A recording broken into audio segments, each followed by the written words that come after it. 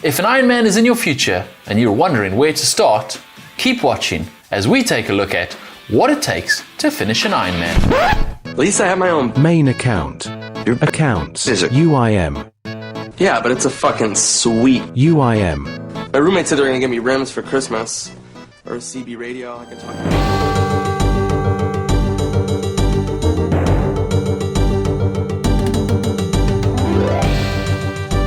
Welcome to episode 256 of the Wilderness Podcast. I'm your host, Dilz, and today we got a kind of a special episode because we have a expert, or I don't know, how would you describe yourself? Like a account enthusiast?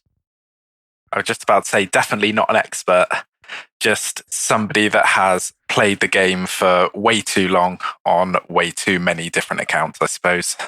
It's beautiful. And I also have the same problem too. I have like way too many accounts because there's just, one of the things I love about this game is the sandboxiness of it and like how you can make, I think it's part of like the magic of this game. Why it's so popular is you can play this game over and over and over again. And you can just like, with so many different styles of accounts, so many different styles of gameplay, like your journey to like, I don't know, raiding or questing or end game skilling, whatever. I don't know what the hell that is, but end game skilling, that path can be so different every time you play it. But anyways, I am joined today with Dr. Feelgood, reoccurring guest, episode number 2 that you've been on. Yeah, I think so. Yeah, I back when you introduced the thing where you could record a little message and send it in, I used to do that and sort of talk about just various shenanigans that I'd had in the game. But yeah, I went on a pod with Trey a couple of months ago, I suppose it was, and that was good fun. So yeah, thank you for inviting me again. Wonderful, wonderful. And Trey was out road tripping around the world. So he wasn't able to record today. So that's why we're sitting down right now. And he isn't making an appearance. So when you guys first spoke, you guys talked about, I guess what you're like, you talked about some of the different game modes because you, and as we just mentioned, you've played through the game multiple times on like a main account, an iron account, a UIM account, somewhere in between there. I think you had another iron account that you de-ironed at some point. Is that right? Yeah, I think I did that classic thing that a lot of people do where it's like, oh dear, I'm spending my entire life playing the game. I need to stop playing the game and go outside and breathe fresh air. And I'm going to delete all of my accounts. And then you realize, here I am again with another. Like 5 minutes to being outside, like this sucks. My life has downgraded significantly since stepping outside. Let's start that Iron Man. Yeah, again. Pretty much. Well, okay. Pretty much. Did you? Sorry, it's been a couple weeks since now. How much did you guys talk about that on Trey's episode? A bit. Okay, I think we focused. We focused mostly on UIM because that's probably my preferred game mode. Yeah. Okay. All right. So anyway, you've played through the account, like through the game multiple times on different game modes. But I thought it would be fun, and I've played through these different game modes as well. But I thought it'd be fun to go through each of the game modes, break down the different like parts of the game, and kind of what makes that game mode unique to that part of the game. So, of course, we have main accounts, iron accounts, and UIMs. I don't know if I want to talk about like restrictions apart from those like main categories of accounts, because within main accounts, you could make peers, you could make skillers. There's so many different types of skillers and peers as well. And there's probably other account types that I'm somewhat missing. And then irons. Well, yeah, same idea. Yeah, I suppose then you go on to all of the different account types that all of these YouTubers have, where it's sort of like restriction locked. And have you seen the new one with the randomizer? Have you seen that? No, I have not. What is it? Oh, that is so cool. So he's created his own Runelite plugin where whenever he gets a drop, whenever it's a unique drop, it will spin a randomizer and it'll land on something completely new. So if he gets his first drop of bones from goblins, it will spin that randomizer and he might get a T-bow. But he can't use that item until he achieves it in game. So I'll have to link it to you. It's really, really fantastic. I can't quite remember who did it off the top of my head. Is it not? It's not like an Iron Man though. I'm not sure. I should have. It's Goody, Gudi. I should have looked at this really before I came out with it. And did he? Yeah. That's cool. He made another fun game mode called Bronze Man mode, which I really liked. It's kind of similar to maybe what you're talking about, but it's obviously a main account. And what makes it different than an Iron Man is once you obtain the drop for the first time, you can then purchase it or sell it on the Grand Exchange. So what's kind of cool is like you might not be able to buy sharks as food, but once you can fish shark, fish and cook them yourself, then you can just buy them. So it kind of cuts out that, and we're going to get into it too, the grinds that you might have to be put through on these different game modes. But anyways, what I wanted to say was like, we're really just going to focus on the default way to play a main Iron and Ultimate Iron Man. So we're not going to talk about group Iron Man mode, or not really going to go into detail about like how to play a hardcore Iron Man, because I've got no idea what kind of the tricks are there. And then UIM. Yeah, I've got many failed hardcore Iron Men, so I don't know the tricks either because I just keep on dying.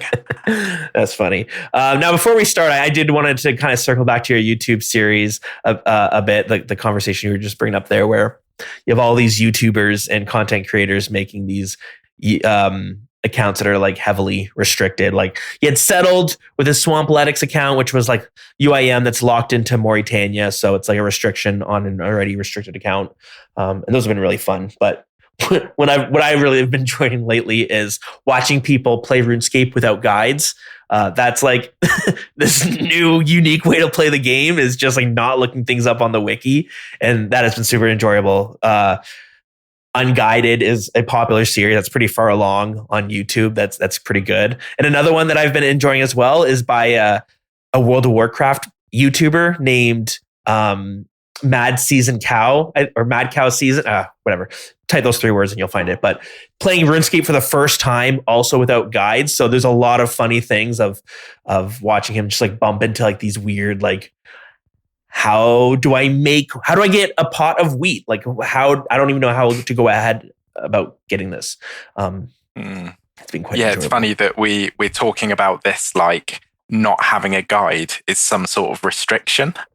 Whereas, of course, that's pretty much how we all started. I'm sure we all had Rune HQ when we first started playing. Or Tippet. But I was a Tippet guy. Tippet? Oh, I don't think I've heard of Tippet. Oh, Tip.it? Yeah. Oh, I loved it. Yeah, this game really is a wiki game, though. There's so much information you can't find without going to, unless you go to the wiki page. But yeah. Okay, so why don't we just start off? Let's start off with mains, and then we'll talk about irons, and then we'll talk about UIMs. We'll go through what it's like to skill on these accounts, what it's like to PVM, and then I have another section I just called general thoughts, but it's really just like an other category where we can talk about whatever, just things that might not apply to PVM or might not apply to skilling, or maybe we'll talk about things that apply to both PVM and skilling in that section as well. But before we jump into the main account, okay, Feelgood, I'm going to run through some real hypothetical real life scenarios, and I was hoping you could just kind of like think out loud and we can work through it together. Oh, go on then. Okay, you come home. Let's say it's like a Friday night. You're tired from whatever work. You've been at the business factory. You're really tired. You come home. Your partner is sitting on the couch and they said, honey, you know what? You've been playing so much RuneScape lately. I decided to try it myself and I love it. I made a main account and boom, I've been playing the game. She tells you she's made a main account. What are you suddenly worried about? Do you have like what are your thoughts? What does this mean for your relationship? Oh, my thoughts are, number one, we'd never get anything productive done at all, ever, because we'd all just be playing RuneScape all the time. Constantly asking to borrow the Dragon Warhammer, and you're sick of it. Well, that would probably be a big worry of mine, that I try and help her along so much that she doesn't get to experience the game for herself, because obviously we know so much about the game that as soon as there's a small stumbling block, of course you're going to want to lend your partner the best in slot gear, or tell her how to do this certain bit without letting her make those mistakes herself. It's true, and you got to really understand the struggle of some of those, especially those early game grinds. One of the things I would be worried about is I know my wife would get scammed within like the first day of playing. She's very prone to getting scammed, and I think that would be tough. Do you think perhaps it would be a good thing if she's very prone to getting scammed, then maybe she will get scammed in RuneScape, and that will clue her in, just like the rest of us are. We've all been scammed before, so we've got that keen eye for scams in the real world. Perhaps maybe that would be a fantastic way to teach her about the scams, You know what? That's such a good idea. And I've got my kid. So I've got like the two demographics. I can be like, if my kid gets scammed at a young age, will he grow up to like be very hard to scam? And maybe my wife who didn't get scammed at a young age, maybe she'll just like permanently she'll just keep getting scammed on RuneScape. Like she'll have nothing and still just keep getting scammed with what little she would have in her bank. Yeah, I can see that. So we can do the experiment between it. Anything else going through your head about now your partner is playing a main account on RuneScape? Green flags or red flags or beige flags, which is like somewhere in the middle. So before I carry this on, has your partner ever given RuneScape a go? No. No. The closest thing she's ever done to like anything with RuneScape is she found fancy boots, and they were like the rainbow socks on Etsy, I think. So she would always just say fancy boots. Yeah. Did you get fancy boots in RuneScape? And I'm like, that's such a beginner level item. Like you have no idea what's going on.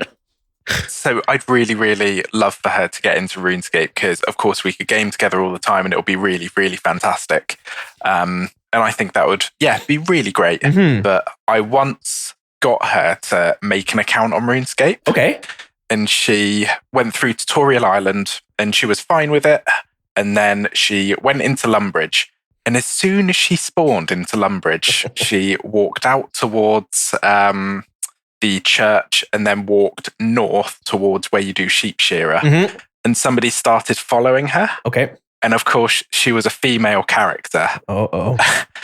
Yes. And this person started to talk all sort of very inappropriate things. And she just logged off and never logged back in again. I don't mean to laugh, but it's just like, welcome to RuneScape. This is the game I play. Yeah, exactly right. I think she thinks that everybody I play with, dirty little scumbags, like that person that followed her outside Lumby Castle. You got to be careful. Like, depending on what someone knows of RuneScape, I play RuneScape. They'd be like, ew. One of those people. Does your partner? Is she much of a gamer? A little bit. She, she's got an Xbox and she sort of plays the new Avatar game and sort of any open world game she quite enjoys. Oh, cool. Nice. Yeah. What about yours? No, not even close. The closest thing to a video game is maybe Uno, which isn't even a video game. No, it doesn't quite cut it, does it? No, not quite. But you know what? It is when she started playing Uno, I'm like, this is progress. We'll be playing board games in like the next decade for sure. All right. Okay, board games are fun. They are a good time. But anyways, okay. So you've worked through maybe you've gone to like relationship counseling with your partner. You guys worked through these issues of her playing RuneScape on a main account now. But now let's focus on to the first, I guess, area we could talk about, which is skilling. I think it'll be fun to maybe break down the pros and cons of like what makes skilling different on a main account. I guess like right away, what is your gut? Like, what's the first thing that stands out when you think of skilling on a main versus UIM Iron Man? I think when we first started to play the game, way back when, 2002, 2004, whatever, skilling was a viable way to get money. And I remember fishing lobsters and cutting yews and magic logs to get money for gear. Whereas now, the only reason a main would really skill is to get that number from 1 to 99. And, of course, like unlock the quests and stuff like that on the way. But yeah, the only reason you'd really skill is to make that number go up, in my opinion. It's a good point. There's it can be like, I know when I was trying to max on my main account, I'm pretty close. I'm maybe like 15 levels or something from maxing, like quite close. But it's hard to be motivated when the main reason you're leveling something is just for that number to increase by 1. Like, watching it to go from like 95 to 96. It's not going to unlock anything, but like, I guess once you get to 99, it will. So, you know what? I should ask you right before we even kicked off. What is your, tell us the status of your main account. How is it? So my main account would we be? So it's 1 total level less than yours. So my total level is 2247. So I'm 30 levels off max. But yeah, I think it's, it's been really great having a main account, and it's where I learned TOB and hard mode TOB, and whenever I get whenever new content comes out, I'll always jump in on the main. So I've got max gear whenever I can see how to learn something, how to kill something. And that's always really great. But at the moment, all it really does for me is split out drops that I get for my iron and my UIM. Yeah. And sometimes it might tank some demonic gorillas or lizard man shamans from my other accounts. Yeah, fair enough. And I think that's going to be like when we get to the Iron Man section, like it might, maybe, I don't know if we were going to touch on this, but I think it's kind of not super, maybe not the most common, but there's a good handful of Iron Man who, went through the experience of playing a main first, and that main now just kind of sits there, splits people out. Yeah. Okay. So you talked about, the motivation behind maybe leveling can be a little bit harder, especially if it's just watching a number go up by 1. I think one of the big pros of playing on a main account is, because of course, what separates the main account from like an Iron Man is that you can ultimately trade, which means you can play with, I think we all know this, but you can play with other people. You can buy and sell things off the Grand Exchange and all that sort of stuff. But this means when you're leveling skills, if you just want to level something up because maybe it's for a quest, it is kind of nice on a main account. You can level it as fast as possible. Like you have access to the fastest rates for your level right away. Because most of the time you can just buy it off the Grand Exchange. Yeah, not only can you buy it off the Grand Exchange, but if you were, say, maxing your rune crafting level or whatever, you can buy rune crafting runners, or prayer, you can get bone runners and things like that. So not only can you have access to the best thing for your level to train your skill, you can also hire people to help you increase that XP rate, which is one thing that I do quite like about a main. You can really sort of min-max how high you can get those XP games. Yeah, and this is definitely should be, maybe we'll have to talk about it more in detail in the general thoughts or the other section, but it allows you to do all this like the sandboxy stuff. Like you have these like player run businesses, or like, talking about skilling. I remember, and I've probably mentioned this on the podcast before, and I'm curious if you have any stories like this, but when I was younger and I was probably still a free-to-play player, I would go to Alcarid, the mines, I'm mining coal, and like you would constantly get recruited by people who were like, they were running these like mining operations. And I remember you would go on to like the forums and you could see this really detailed forum section that the I don't know, the owner of the company, but the idea of it was they just had all of these people who were mining ore for them. Then they had people who would pick up the ore, like kind of like the runners, and then they would sell the ore. So it was really it's really just capitalism at its finest. Yeah. Where I'm mining the ore and I'm making no money at all, but I don't know better. And this dude's doing nothing. He just wrote a forum post and he's making so much money. That's pretty much child labor, isn't it? When you think about it. 100%. And like, if I were to explain like what I was doing in a day, they'd be like, yeah, this is torture. Like this shouldn't be legal in your country. You're telling me you're sitting on a computer just clicking rocks. Like physically mining rocks would be more healthy because at least you're getting the physical. Anywho, have you ever gotten like swindled or anything like that? No, nothing like that. I think when I was, back, I used to like exclusively fish lobsters for money, and that's all I used to do. And I just used to fish 100, go to Varrock, West Bank, and sell them. And I would just rinse and repeat constantly.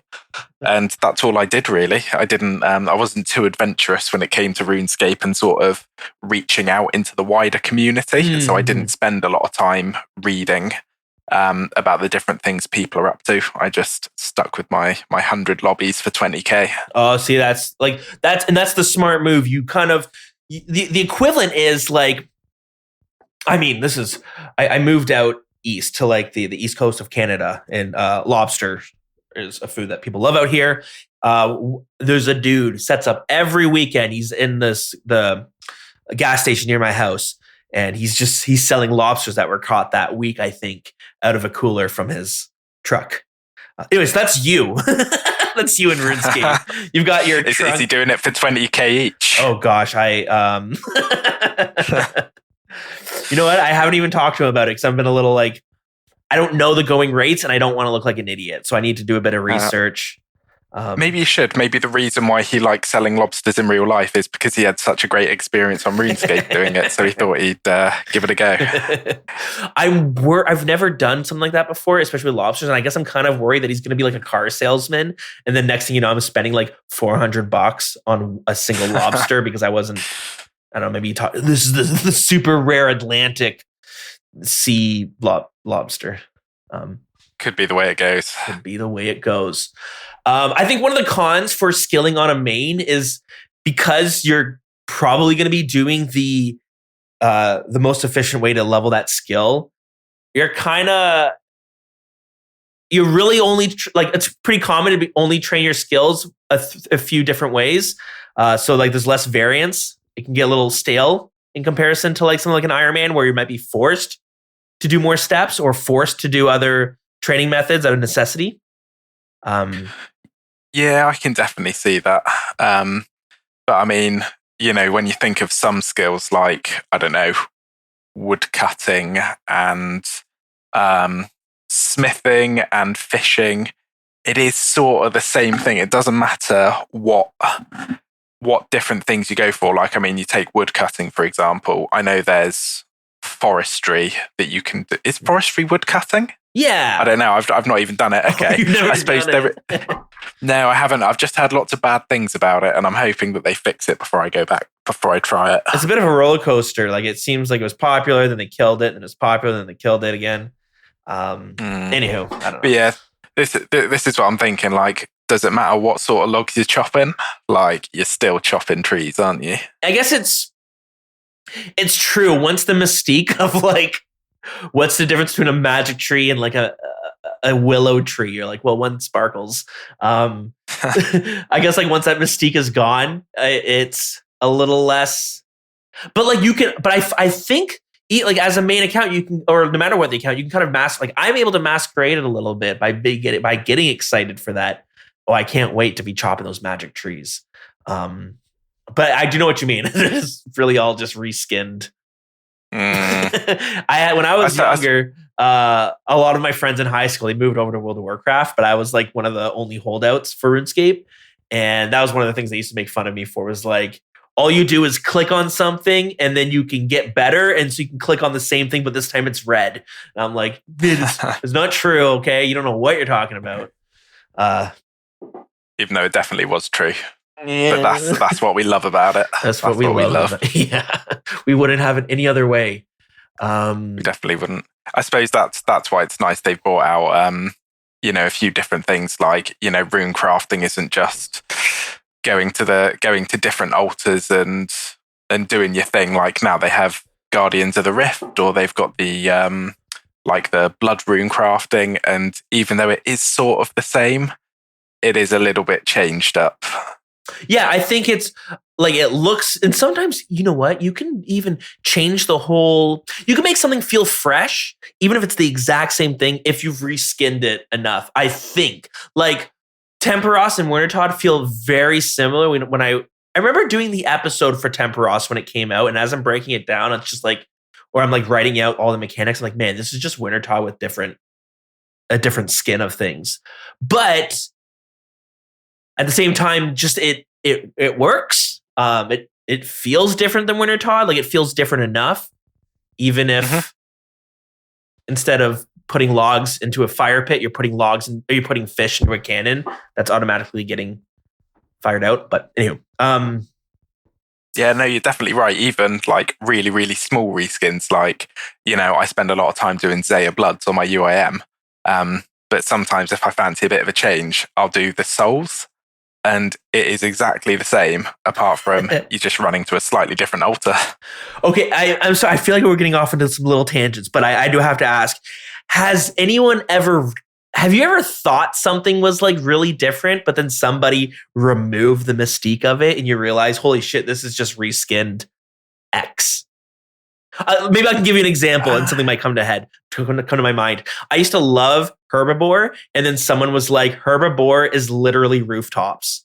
And I'm like, God damn it. It is. Like, it feels, the only difference is instead of clicking obstacles, you're clicking plants to search through them. But you could put a rooftop there instead of it being on the ground. It's like, oh, this is the same thing. But again, it feels different enough that it works. You just have to. That's the thing. Forget. And I think if it feels different enough to motivate you to get those XP gains, that's what you've got to hang on to. Yeah, and sometimes I think even the result being you're rewarded with 5 random herbs can be enough that you're like, no, this feels way different than collecting marks of grace from the ground. Mm-hmm. Okay. Which I suppose is one negative about your main skilling is that does it matter if it's 5 herbs or if it's marks of grace? You know, it's the GP value of it, isn't it? It's true. I have this note here, so I made some of these notes a few days ago in a different mindset. So I'm wondering, I have skilling is less impactful. It's a vehicle for PVMing. I think the reason I'm writing that is sometimes you're needing to like level up. Like I remember doing Revenants in the Wilderness, and I was like, if I just had like level 80 agility, I could use this shortcut to get away. But all I wanted was to enhance my PVMing experience at Revenants. So I decided to level up my agility to do that. But that's not me caring about the skill itself. It's more of I'm using leveling agility as a vehicle to make my Revenant experience a little bit better. If that makes sense. Yeah, of course it is. A bit like how, like before you farm Cerberus, you want to get, is it 80 agility to get through that shortcut the Tavali dungeon? Yeah, something like that. And there's a few things like that. I think you can apply even stuff like questing. Like if you needed, 80 something for a quest, it's not always like you needed that level anyways on that skill. Like I'm trying to think on my main, like when did I feel the need to level up my crafting? It's not often because I just buy, if I need a Fury or Zenite jewelry, I'll just buy it. Whereas like with an iron, you do need the higher crafting levels to get access to that jewelry. But so if you're leveling up your crafting to do a quest, it's going to pay off because you're like, well, I got to get to level 95 eventually for whatever task. I think with a main, that feels like you do less often. Yeah, I suppose with a main, you also, not so much with the changes now, but when you used to go to chambers, like you always wanted someone with like 90 herb lore. And when you go to TOA, you want 85 mining to make sure you do max damage on the, the puzzle room before Akka. So there are these different skills that, sort of align with PVMing. I think like one thing that we might realize as we talk about this is that with Iron Man mode being super popular, I think Jagex saw a lot of the things that people love the most about Iron Man, and then they've automatically, like, not automatically, but they've pulled those mechanics and put them on certain just general things. So like, I'm trying to think here. There's like the Vorkath's like the Vorkath backpack. You have to grind it yourself. You can't just buy it or anything like that. Like, you need to be able to do it yourself. And I think there's a few things like that I'm trying to think. Do you think that defeats the point of having a main? Because if people wanted to grind for these items, then they would have just made an Iron Man. Like, that's why you have a main, isn't it? To just sort of buy all these sort of things yourself. It does like almost become like a bit of a deeper question, because I don't think this has been spoken about, but there was a period where Jagex was talking about bringing out a new, I think it was a cape from some new PVM content, this new Delve boss or something like that. And there was this discussion of bringing out a new magic cape that would be tradable. And I think a lot of people were against that. And then when you think about it, is Jagex has really set the precedent when it comes to the cape slot equipment pieces, that they're not tradable once they're actually good. Like Fire Cape, Inferno Cape, Mage Arena 1 and 2, the backpacks, and the Dizana's, oh my god, whatever the hell, the quiver from Colosseum. None of those are tradable though. Yeah, you're very right. It's interesting why they've even the Soul Wars done that cape, the prayer cape. But I guess like something like that, they've really put themselves into the corner when it comes to the cape slot, because now when they wanted to bring out a Mage Arena 3 cape, or like the new Magic cape, and they pitched the idea of it being tradable, a lot of people were against it. And I'm not getting into whether or not I agree or disagree. I don't really know, to be honest, but I think it is kind of interesting that the cape slot is unique in that sense.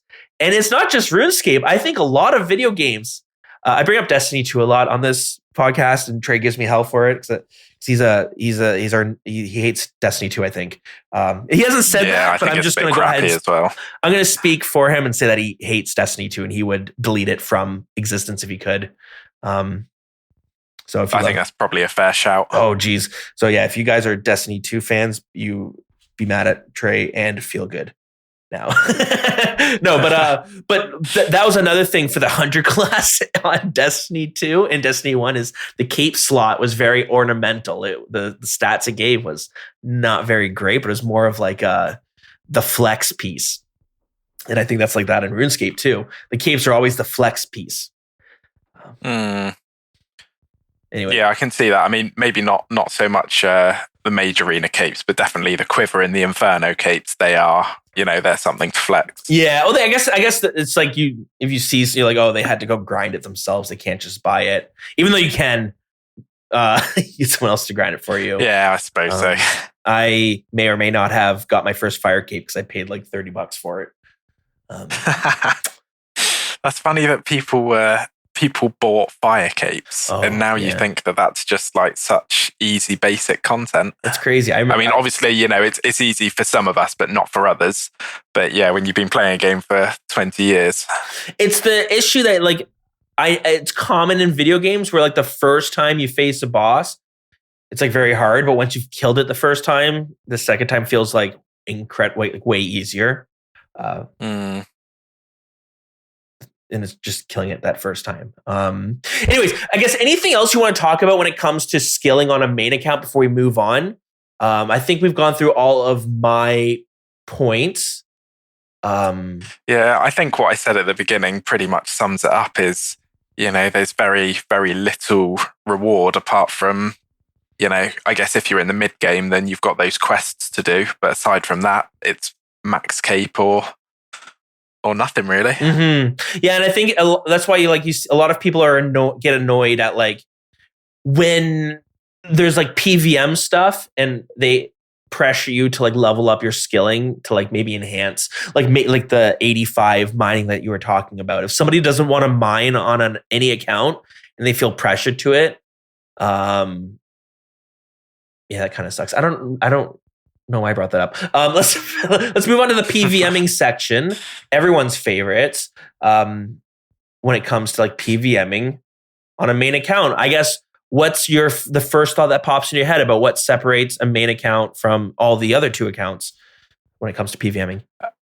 I guess there's that obvious thing where you can just buy all that best in slot gear, which is really nice. Like whenever you want to learn new content, because I think some of us take it for granted because, you know, a lot of us will be able to do all of the content in the game because we've been playing it for so long and we've learned it all.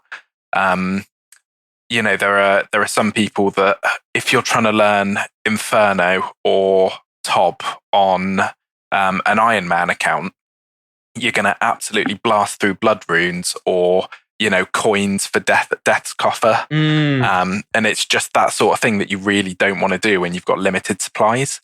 Whereas a main, you know, you can just buy all of your best in slots and you can basically pay for as many deaths as you like because GP's not too, you know, raw GP isn't too hard to come across in a main. Yeah. But it definitely is as an Iron. So you've got a bit more freedom that way. It is a good point. And I mean, the other thing to consider too, which is kind of like, it goes without saying that when you're learning content, it's funny. It's almost like a paradox that like Iron Man are in. You know, I've been playing my Iron Man, been doing a lot of PVMing on it, even though a lot of main accounts go through the exact same problem because you might not have the uniques unlocked. But you also don't have the GP though to buy just the best in slots when you're learning bossing content. But I think it's funny, this paradox that we're in where you're learning, like the first time you're fighting a boss, it is the hardest it will ever be because not only do you not know how to kill the boss, you also have like really shit gear. And so it's just funny that like it becomes I guess it makes sense. I don't know why I feel so like flabbergasted at like the boss becomes easier the more you kill it. How crazy is that? But there's also the fact that like this new game design direction that RuneScape goes where it's like the boss will give you an item that makes killing that same boss easier. You know, we had Royal Titans dropped recently. We're going to talk about it probably like next episode or something. But they dropped this like twin flame staff and it has purposes outside of the room, but it also is really good in that fight. Just it's a quality of life piece. But they have a bunch of stuff like that too, which I guess it just kind of plays into what I was talking about as on an Iron. Yeah, and I don't know whether that's a good thing or a bad thing because, of course, like, you know, you'll spend maybe 1,000 KC trying to get something new on an Iron Man, and then there's no point in doing that boss anymore because, you know, even though you've got what's good to fight it, you don't need to do it anymore. Yeah, it's almost like I'm going to have that problem with the Royal Titans, okay? I love this boss, by the way. It's such a great boss. Go out and try it. It's a mid-level, mid-game boss that you can do a great time. But it drops 2 prayers, and then it drops the staff. I've already got the 2 prayers. I got spooned on them. I got them really early. But what I'm excited for is the staff. And I'm sad that once I get the staff, I won't really be able to use it at the boss because there's nothing else to really get from the boss once I get the staff, unless I want to go for the pet. Another big thing. So you talked about like having access to best in slot gear. I think another big thing that really enhances the main PVM experience is that it's just so much easier to group with others. It's just, you don't have to really think about it. You just pair up and go. They're starting to make the Iron Man experience and the main PVM experience a little bit similar in that respect, in the sense that like we can raid together and we all get our own loot, or we can do, like Nex, Nightmare, the Wilderness bosses, the Royal Titans, the giant bosses. You just get like your slice of the pie depending on how much damage you did, which I think is a great direction to go. But with an Iron account, you still are going to face things where like, do you have a main account to split from? Are you free for all? Did you tell people? Now we're fighting because we didn't tell people and we're at he got a shadow and he's calling free for all. Son of a bitch. And mains don't have to worry. I see on I go on We Do Raids quite a lot, and the amount of times I'll go into a chambers room and I'll be like, I've got my scythe out, so they'll know that I'm doing some good DPS, and they'll just say no Iron Men. I'm like, oh, okay. It's just like some hatred towards Iron Man, even though, like, you know, I've shown that I've got a main account as well. Like, I'll join my main account into the like the chat channel so they can see I've got some to split from. Yeah, people just don't like to raid with Iron Man, apparently. Because I guess even though if you're breaking down the GP, like, it's the same because like because what people are worried about is the Iron Man's going to get it. They're not. Then they said free for all. They're not splitting anyone. So it's like, But then the counterpoint is, if you do get it and you split it, you know, you don't have to split the Iron Man out. So like the cut is all the same at the end, but nobody wants. I mean, to see that free for all. Yeah, true. But if you're raiding with, if say you've got 2 mains and 1 Iron Man, chances are, if everyone did free for all, the mains would get more of a split because, of course, they normally get more points in a raid because they're doing more DPS than an Iron Man. It's true. That's true. Very true. But you are right. Nobody likes to see a free for all get the drop. You know what? This is where I like to. This is where I blow up my own. I blow smoke up my own ass. Is that what they call it? Yeah. I'm always like, you know what? I want the Irons to get it because then I can feel happy that they got this. Like, oh, you got the T-bow. That's so now I can embrace it, even though like probably secretly inside I'm gonna be like, no, I wanted that split. So fuck that. Yeah. Let's see. The other note I have here for a pro is you can kill whatever you want. So like, you know, that problem that I'm talking about with on the Iron Man, if I were to get the staff from the giant boss, the Royal Titans, there's really no reason for me to keep killing it. I'm kind of too low of a level to be trying to go for the pet right now. Like, there's just the resources. I can just get them from somewhere else. There's no more uniques to go for. Why am I killing this boss? But with a main account, I mean, it's you don't really care as much about the uniques. You do, but like what I should say is like the trade. I don't know if I'm explaining this properly, but like the mains can kind of go for the pet still, if that makes sense. Like, you don't feel as bad. I don't know. Feel good. Help me out here. Do you think as a main account they would? I'm probably getting onto the cons here actually, but as a main account, who's going to really do the Titans? Because if they don't piss out GP, that's the thing. Like, the drops that you're searching for as a main are directly linked to how much they're worth. And if I don't know how much the prayer scrolls are worth from Titans, but if they're not worth a good amount of money, what mains are really going to want to go there? It's true. And actually, talking about the Titans, the prayer scrolls aren't tradable, I'm pretty sure. So they're one of the weird bosses where they're bringing the Iron Man mechanics and forcing like pures who might need it now have to go grind it themselves, which I don't think is like the worst thing all the time. But yeah, you make a good point, because what I guess as I'm speaking about this, I am forgetting that I'm looking at this from the perspective of an end game main account, but also looking at this from the perspective as a mid game Iron Man account, it's probably not fair to do that.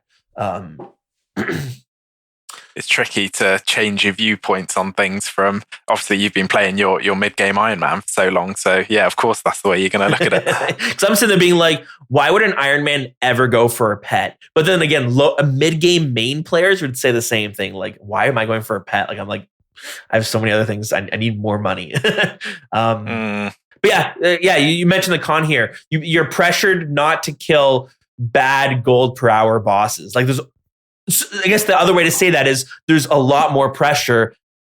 Not so much these days. We have so many more bosses, but like back in years ago, going back years ago when we had less bosses, there was so much more pressure to just kill things like Zulrah and Vorkath, like the bosses that were known as like money generators.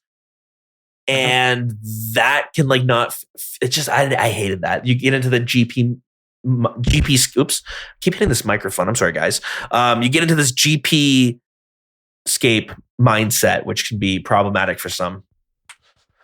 Yeah, that's the reason why I fell out of playing a main, because I was very much, it was GP scape. Like, you're going for the best drops, and that's all you want.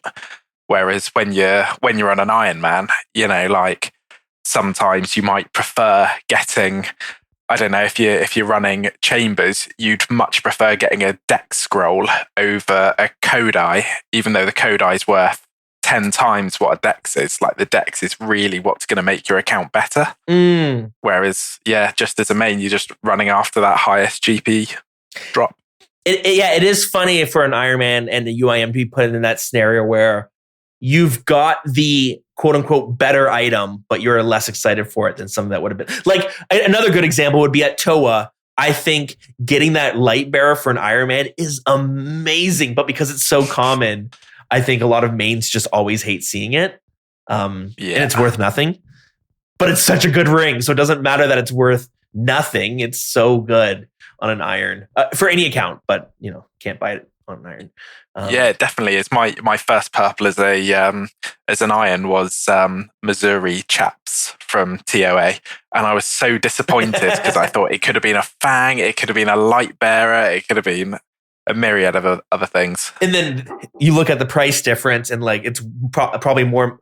Is it more money than a Fang and a light bearer put together? I'm so out of the loop. I think it's like, oh god, what is it? Maybe like 50 mil. Yeah, the light. Yep. Well, 50 mil, 51 mil almost, and then the light bearer is at 3 mil. Really small. I can't spell. How do you spell light bearer? BEA. 2.3 mil for that, and then the Fang is looking at 12 mil. Okay, so not too bad.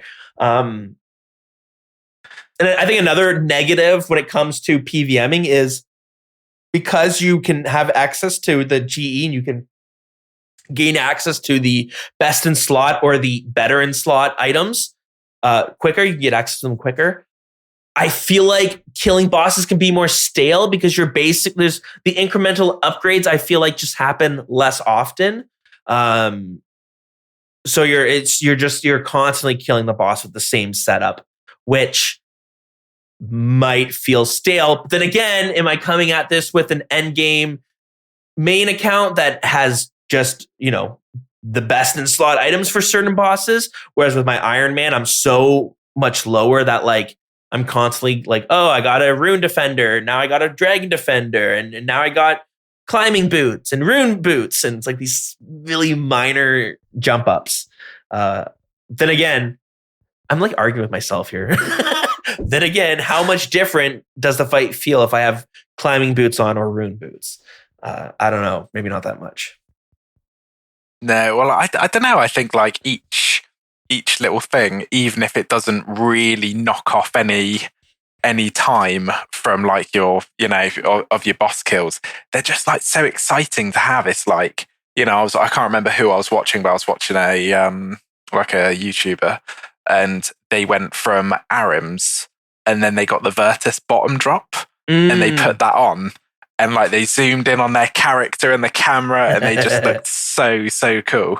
And like you can just feel that hype of just getting that slightly better gear. Is it really going to make a big difference to their boss kill times? Probably not that much. Mm-hmm. But it's just that hype of knowing that you've got that fresh piece of gear. Where you just don't really get that as a main, because of course you're just gonna, unless you're doing like a. I think we're saying this like mains have unlimited amount of money, whereas a lot of people are going to, they are going to start off with Arims and then they're going to get a big drop and then they are going to slowly upgrade. Mm-hmm. So they are also going to make those incremental upgrades, but I suppose they've got to grind the GP for it instead of get the drop straight away. Yeah. And I think it's probably good to mention that mains are driven by GP. I should say most. I know there's actually a lot of mains that play like an Iron Man. They grind the items out themselves. I know we have a few of them in our clan as well. But I lost my train of thought. Damn it. Let's see. We have mains that play as Iron Man. Is that what you're thinking? Oh, the GP scape, like the GP mindset. I guess mains kind of always have that in the background, but for most of the game, I think it's fine. If the GP mindset, the GP grinding mindset really becomes a problem when you're in the end game and items are like, you need like 400 more mil to get the next upgrade. Because that can just take so much longer. Whereas like when you just need 3 mil to get your Fury or whatever the upgrade is from the Glory or whatever, that those upgrades happen so much quicker that it doesn't feel grating until it's taking like months of time just to get the next upgrade. Yeah, I suppose that's why people do things like T-bow rebuilds, because, you know, to save up 1.5 bill for a T-bow is just absolutely insane and going to take so much time. Whereas once you've got that T-bow, after selling your entire bank, then, you know, you're first going to buy, you know, you're going to buy your black D-hide, and then you're going to slowly upgrade that. And then you might have climbing boots to start off with, but you only need 500k to get dragon boots. And it's all those very, very slow upgrades. I think that's a great segue to the next general thoughts. And if you have more thoughts about PVM, we can circle back to that. But I totally forgot about rebuilds being such a main unique thing, where you sell all your gear for the next big item, like a T-bow, shadow, scythe, whatever. That is a unique and fresh thing to do. Like, I found that very fun each time I did a rebuild, and that is something that is unique to a main account, which I think I'm glad you brought up, because I think that is quite important. That's fun to do. Well, we can talk. You can touch on this. Like, I hear from all the time how tough and demotivating and like how hard some of the end game Iron Man grinds are, and I think some of it is attributed to the main. It's might be just as hard for the main to do it, but you can sell all your stuff and do that rebuild, which makes it feel a little bit different. I suppose that is one real benefit of a main. I've never done a rebuild on a main account, because it seems like as soon as I get a decent bank value, I'll get like a decent drop on my iron, and I've got to split that out. True. Yeah. But yeah, I'm trying to think. I'm just looking at my irons high score now. I don't think there's been any sort of serious serious grind that I've had to do. That I've not been, that I've gone really, really dry for. I don't think there's anything really. Yeah, I've just been very, very lucky on my accounts. I don't know how I'm going to handle. I went a little bit dry at Moons, and it wasn't even really. It was bad. Like, Moons isn't that bad. Like, it's not that bad of a grind. But anyways, I went dry like 6 times dry, and it was wearing on me. And I don't know how I'm going to handle like even just going a little dry for like the Bofa or the Dragon Warhammer. I'm not too sure of Moons. Does Moons have dry protection, so you won't get the same dupe twice in a row? Yeah, it has. It has that. So like you always get a new unique until you get the full set once. Yeah, you're gonna struggle with that if something with dry protection, if that's difficult for you. When it comes to like CG or even Bandos, that's something I did go dry on pretty recently, was Bandos. I think it took me 600 KC until my first armor piece drop. And that was difficult and grating. Brutal. I'm looking at another pro for like the other section. You get to, I guess, you know what? The first pro I had is, I think it is the best account to play RuneScape for the first time on, because you get to experience everything. You're not really restricted, and you get to try all these different types of like, you can PVM together at like God Wars and Corp. You don't have to just PVM with others at like the newer bosses, but you get to PvP. You get to do that. You get to do mini games without worry. So another big one here, I have PvP, because PvP I think is a lot of people hate it. A lot of people don't even do it, but I think it is. I have so much fun doing it. It's one of the most fun things I think in this game. It's a good all-rounder. If you're starting the game, that's the account you want to go for. And if you want to play sort of casually, that's also the account you want to go for. You don't want to be really, really busy in real life and open up an Iron Man or a UIM, because then you're gonna have to lock in for 400 plus KC of gauntlet, when really all you want to do is take a couple of weapons out the bank and go and kill stuff. Yeah, and like you might have time for like one gauntlet a day if that's all. I had that problem with Inferno when I was wanting to do it on my main. I was like, I don't have the time to only do Inferno when I'm playing RuneScape at the end of the day. Yeah. And another point here that we already touched on was like there's no stress rating or PVMing. Like you can split for the most part. You don't really have to worry too much about that. You get to partake in GE flipping, which is almost like another section of the game that some people love it. And it is kind of fun, like finding what items you can flip and make money from. Is that something you ever dove into? No, I'm the classic buy high, sell low, and that's all I've ever done. The anti-flipper. Yes, exactly. But no, how do you do it? Do you just do it with the classic? How I know some people just put in like low amounts, like a low offer for something, and then sell it slightly higher. Or do you actually pay attention to the economy of RuneScape and the news that's coming out, and actually base your flips off that? Yeah, I guess like, some people are doing that. That's probably how you can make the best money, is if you are like quick with it. But it's probably really high risk, high reward, because you can, if you're even just like a little bit late, you can miss out on the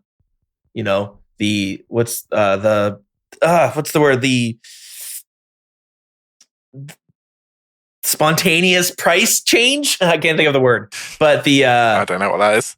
Like the price just jumps, it's jumping up, it jumps down, because like, when a new item comes out, the price is constantly going all over the place because nobody knows what it's going to settle at. So like, I don't mess with that sort of stuff because I would definitely lose money. But what I do merch is like, I'll find a handful of items and then I will just only merch those. And I really figure out what the margins are. And I start really knowing like, what can I always buy items at? What can I buy?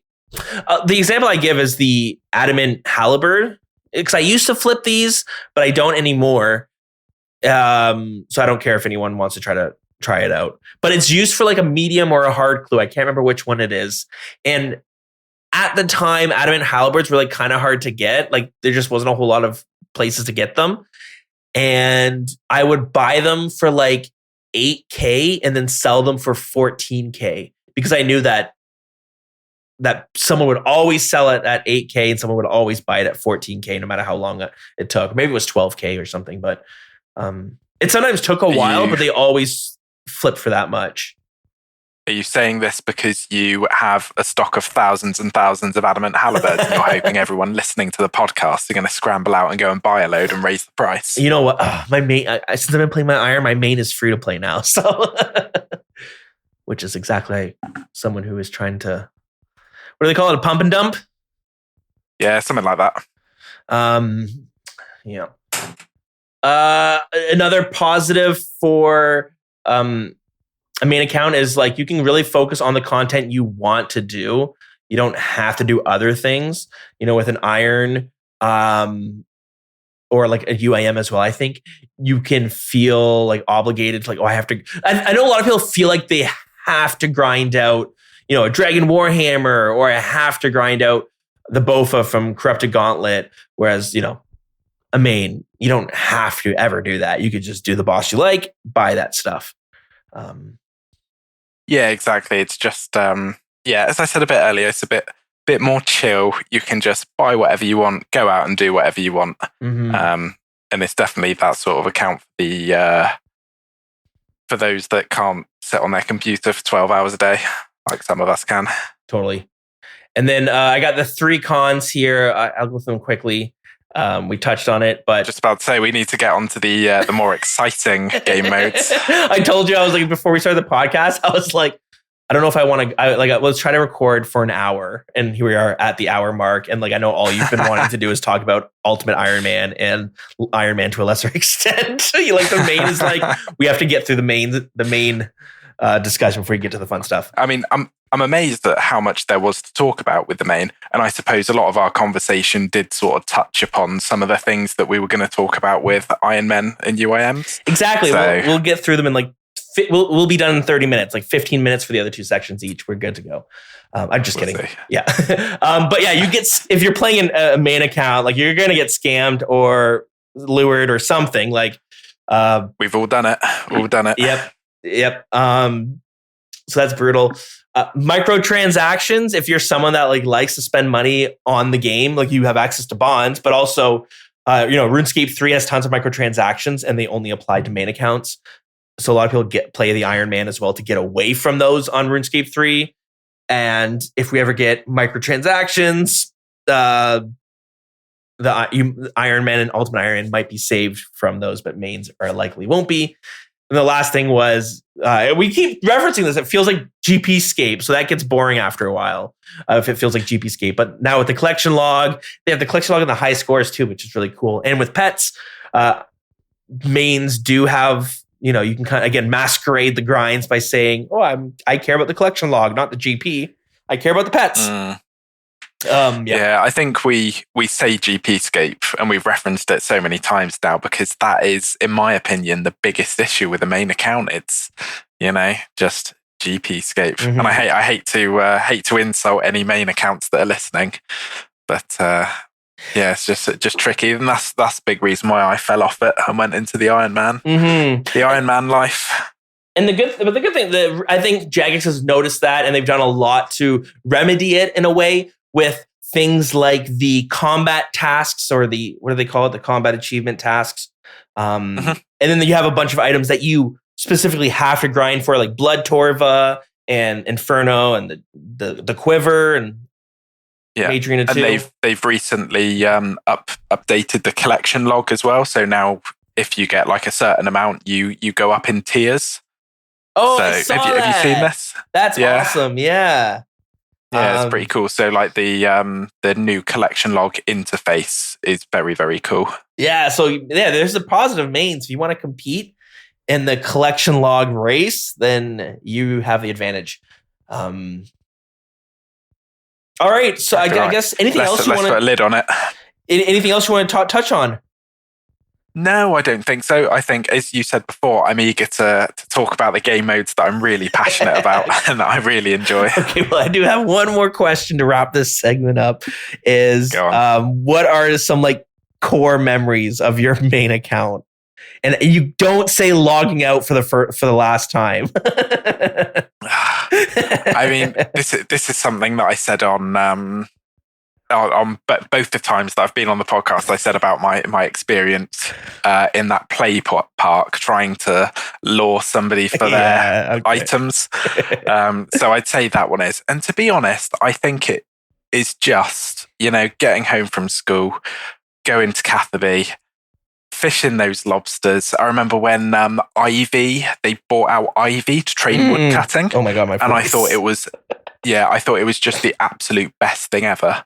And I remember setting up my computer. I remember literally changing my whole bedroom, how it worked, so I could reach my mouse from my bed. And whilst I was going to sleep, I would just click the Ivy every couple of minutes. Sweet. And that is a core memory of mine, just how addicted I was to try and get that 99 wood cutting off Ivy. Good times. What about you? I like a similar. I think I have a bunch of little things like that, like whether it's just like wood chop, like very like not redundant, like very, what's the word where it's like very ordinary memories. Like nothing crazy was happening. Didn't get any crazy drops from monsters or no significant event happened, but I just have so many memories of just like sitting at magic trees or fishing lobsters or mining coal and getting slave labor stuff, child labor stuff. Just playing the game. I guess the main thing is like we probably wouldn't have a lot of the memories and experiences that we had if RuneScape was like only Iron Man when you first started. I think as a kid, it being main in an MMO, it being an MMORPG, we can actually interact with other people was very important, which is like also kind of dumb to think that the other possibility would be an MMORPG where you're all Iron Men and can interact with each other. But okay. Yeah. Okay. It's the moment not the moment you've really been waiting for, but it's the moment before the moment you've been waiting for. Iron Man mode. Iron Man mode is a good mode. My, before I went on to UIM, I was an Iron Man for like 2 years. And even now, like, I'm still, right now I'm AFKing blood shards on my Iron Man. I still play my Iron quite a lot. And I think it's a really nice, obviously because I have played the 3 accounts, I think it's just a really nice balance of being rewarded and having meaningful progression and drops without it being too heavy and too sweaty, like a game mode that we will talk about a bit later. Yep, no, that's fair. So give us the your resume for your Iron Man account right now. So my Iron, I've got my Bofa. I've gone through that. I'm currently, I guess, at top. I think it's difficult because I've got my scythe on my UIM. It's quite difficult to motivate myself to go through that grind again on my Iron Man. Especially if you are not enjoying it as much as your UIM. Yeah, I think that's probably my biggest struggle at the moment is that my UIM's progressed a lot further than my Iron as well. So, I'd say my Iron is good. It is solid. I can pretty much do all the content in the game. I've got the gear for it. So, pretty solid. What about you? I know you're a bit further behind in your Iron Man. Yeah, I've been, we're coming up on almost like a year since I made the switch to my Iron Man, basically. It's been fun. It's been great. It's just, I think I'm in a really fun part of the game where the drops are starting to be meaningful, but I can have access to a lot of things. I was running moons now. I'm doing Royal Titans. I'm hoping Royal Titans opens up Zulrah for myself. I've got barrows I need to do. I've got tons of clues I need to do. I got a bunch of the endgame quests I need to do. There's just so much I can pick from, which is nice. So I'm really able to experience. I think when I made my Iron Man, what I'm having a hard time is figuring out is like how much. I'm having a lot of fun, but I can't figure out if the fun is stemming from being an Iron Man or if the fun is stemming from getting to play through a lot of content again and experience some of this new content that's been added for like lower levels. Some of the stuff that just doesn't feel as fun on my endgame main. So, and it could be a factor of both of them. So it has been a lot of fun, and I'm really enjoying the mid game grinds. There's just there's so much to do. It's a good time. But at the same time, I guess what I've been thinking about is like, would I be having just as much fun if I was playing? Let's say I had a main that I was having fun playing, and it was at this level. Would it be just about the same fun? And I think it would be. I do think it would be. But yeah, I suppose you're thinking about like the contrast between my Iron and yours as well. Is that where I already surpassed Moons when it came out, and like I've already got Rigor and Augury, so I don't need to go to Titans. So all of these mid game bosses that you're saying about how much fun you've had doing, it's just sort of not much point for me to go to. Yeah, which is a bit of a shame. And like I guess as like a main account, and I guess again some endgame Irons do go back and do this. They start filling out the collection log, so you have that angle to go with. But when I was like preparing for this episode, this recording today with you, and we were talking about this offline. But one idea I had was, I've played Magic the Gathering, and I like to play like board games and TCGs and tabletop RPGs, and now I'm getting into like wargaming with Warhammer 40K. And with Magic the Gathering, they have one of the lead game designers wrote this article about the 3-player archetypes for Magic the Gathering. But what ended up happening was a lot of people liked the article and they found ways to apply the 3 archetypes to other games. So I thought, and it's kind of fun. I've seen other like shows and videos do something similar, and I always thought it was quite fun. So I was going to do that with this, with what we're talking about today. And the 3 archetypes where they're called Timmy, Johnny, and Spikes. And the idea is the idea is that the Timmys A Timmy is the person who's like playing really just to have fun. If we're thinking about Magic the Gathering, which is a card game, this person is just like wants to play Magic the Gathering and wants to hang out with their friends. The equivalent maybe is like someone who loves to PvP or loves to raid, but they don't really care about like the best GP per hour. They just want to hang out with friends and do some fun content. You have Johnny, who is someone who likes to they get an idea in their head and they have fun achieving that idea. So for Magic the Gathering, maybe they have a specific deck they want to build and they don't care if it's not the best in slot deck, the meta deck. They just have this idea that they want to try to achieve with it. So they don't have to win all the time, but it's nice to win and they want to optimize that like one specific deck. And the idea the reason I'm bringing this up is because I had this moment doing moons on my iron where I really, really wanted the Eclipse moon set. And if you don't know, it's this 4-piece set similar to Barrows. When you get the 4 pieces of gear, it has this new set effect. And the set effect, the way it works is every time you deal damage, you have a 20% chance at applying a stack of burn. And burn does like damage over time and then it fades away. And you can do up to 5 stacks of burning. And then what this the weapon does, it has this spec that you can only do if you have the full set, but you consume all the stacks of burning and you just do a ton of damage. And I don't know how good that is, but it sounds really, really cool. So I really wanted the Eclipse set and I started getting in my head being like, oh my God, I'm going to try to make my character have a quote unquote burning build. So I want to get the burning claws from Tormented Demons because I think they have a spec that applies burning when you deal damage. So in my head, I'm like, it's gonna be so cool to have the burning claws spec, apply some burns, switch to my Eclipse set, deal some damage, use that spec to consume all the burns, do a bunch of damage. I don't know if that would ever be good. And I don't think it would be good because as I've been using my Eclipse set, people at Royal Titans keep telling me to stop using what I'm using and to for the love of God, just equipped a zombie axe and melee the boss. I'm like, I don't want to. Yeah. Because all I care about doing is like trying to do this like burn thing. And that's really fun for me. So that's the reason I bring up the whole Johnny thing, because maybe that's what Johnny looks into. They're like, I don't know. They have an idea for something. They just want to pull it off. Yeah, I like that. It reminds me of sort of like the old Torvesta PKing videos where he's just coming up with like completely random combinations of different weapons. And some of them aren't very good, but some of them are just absolutely fantastic and work really well.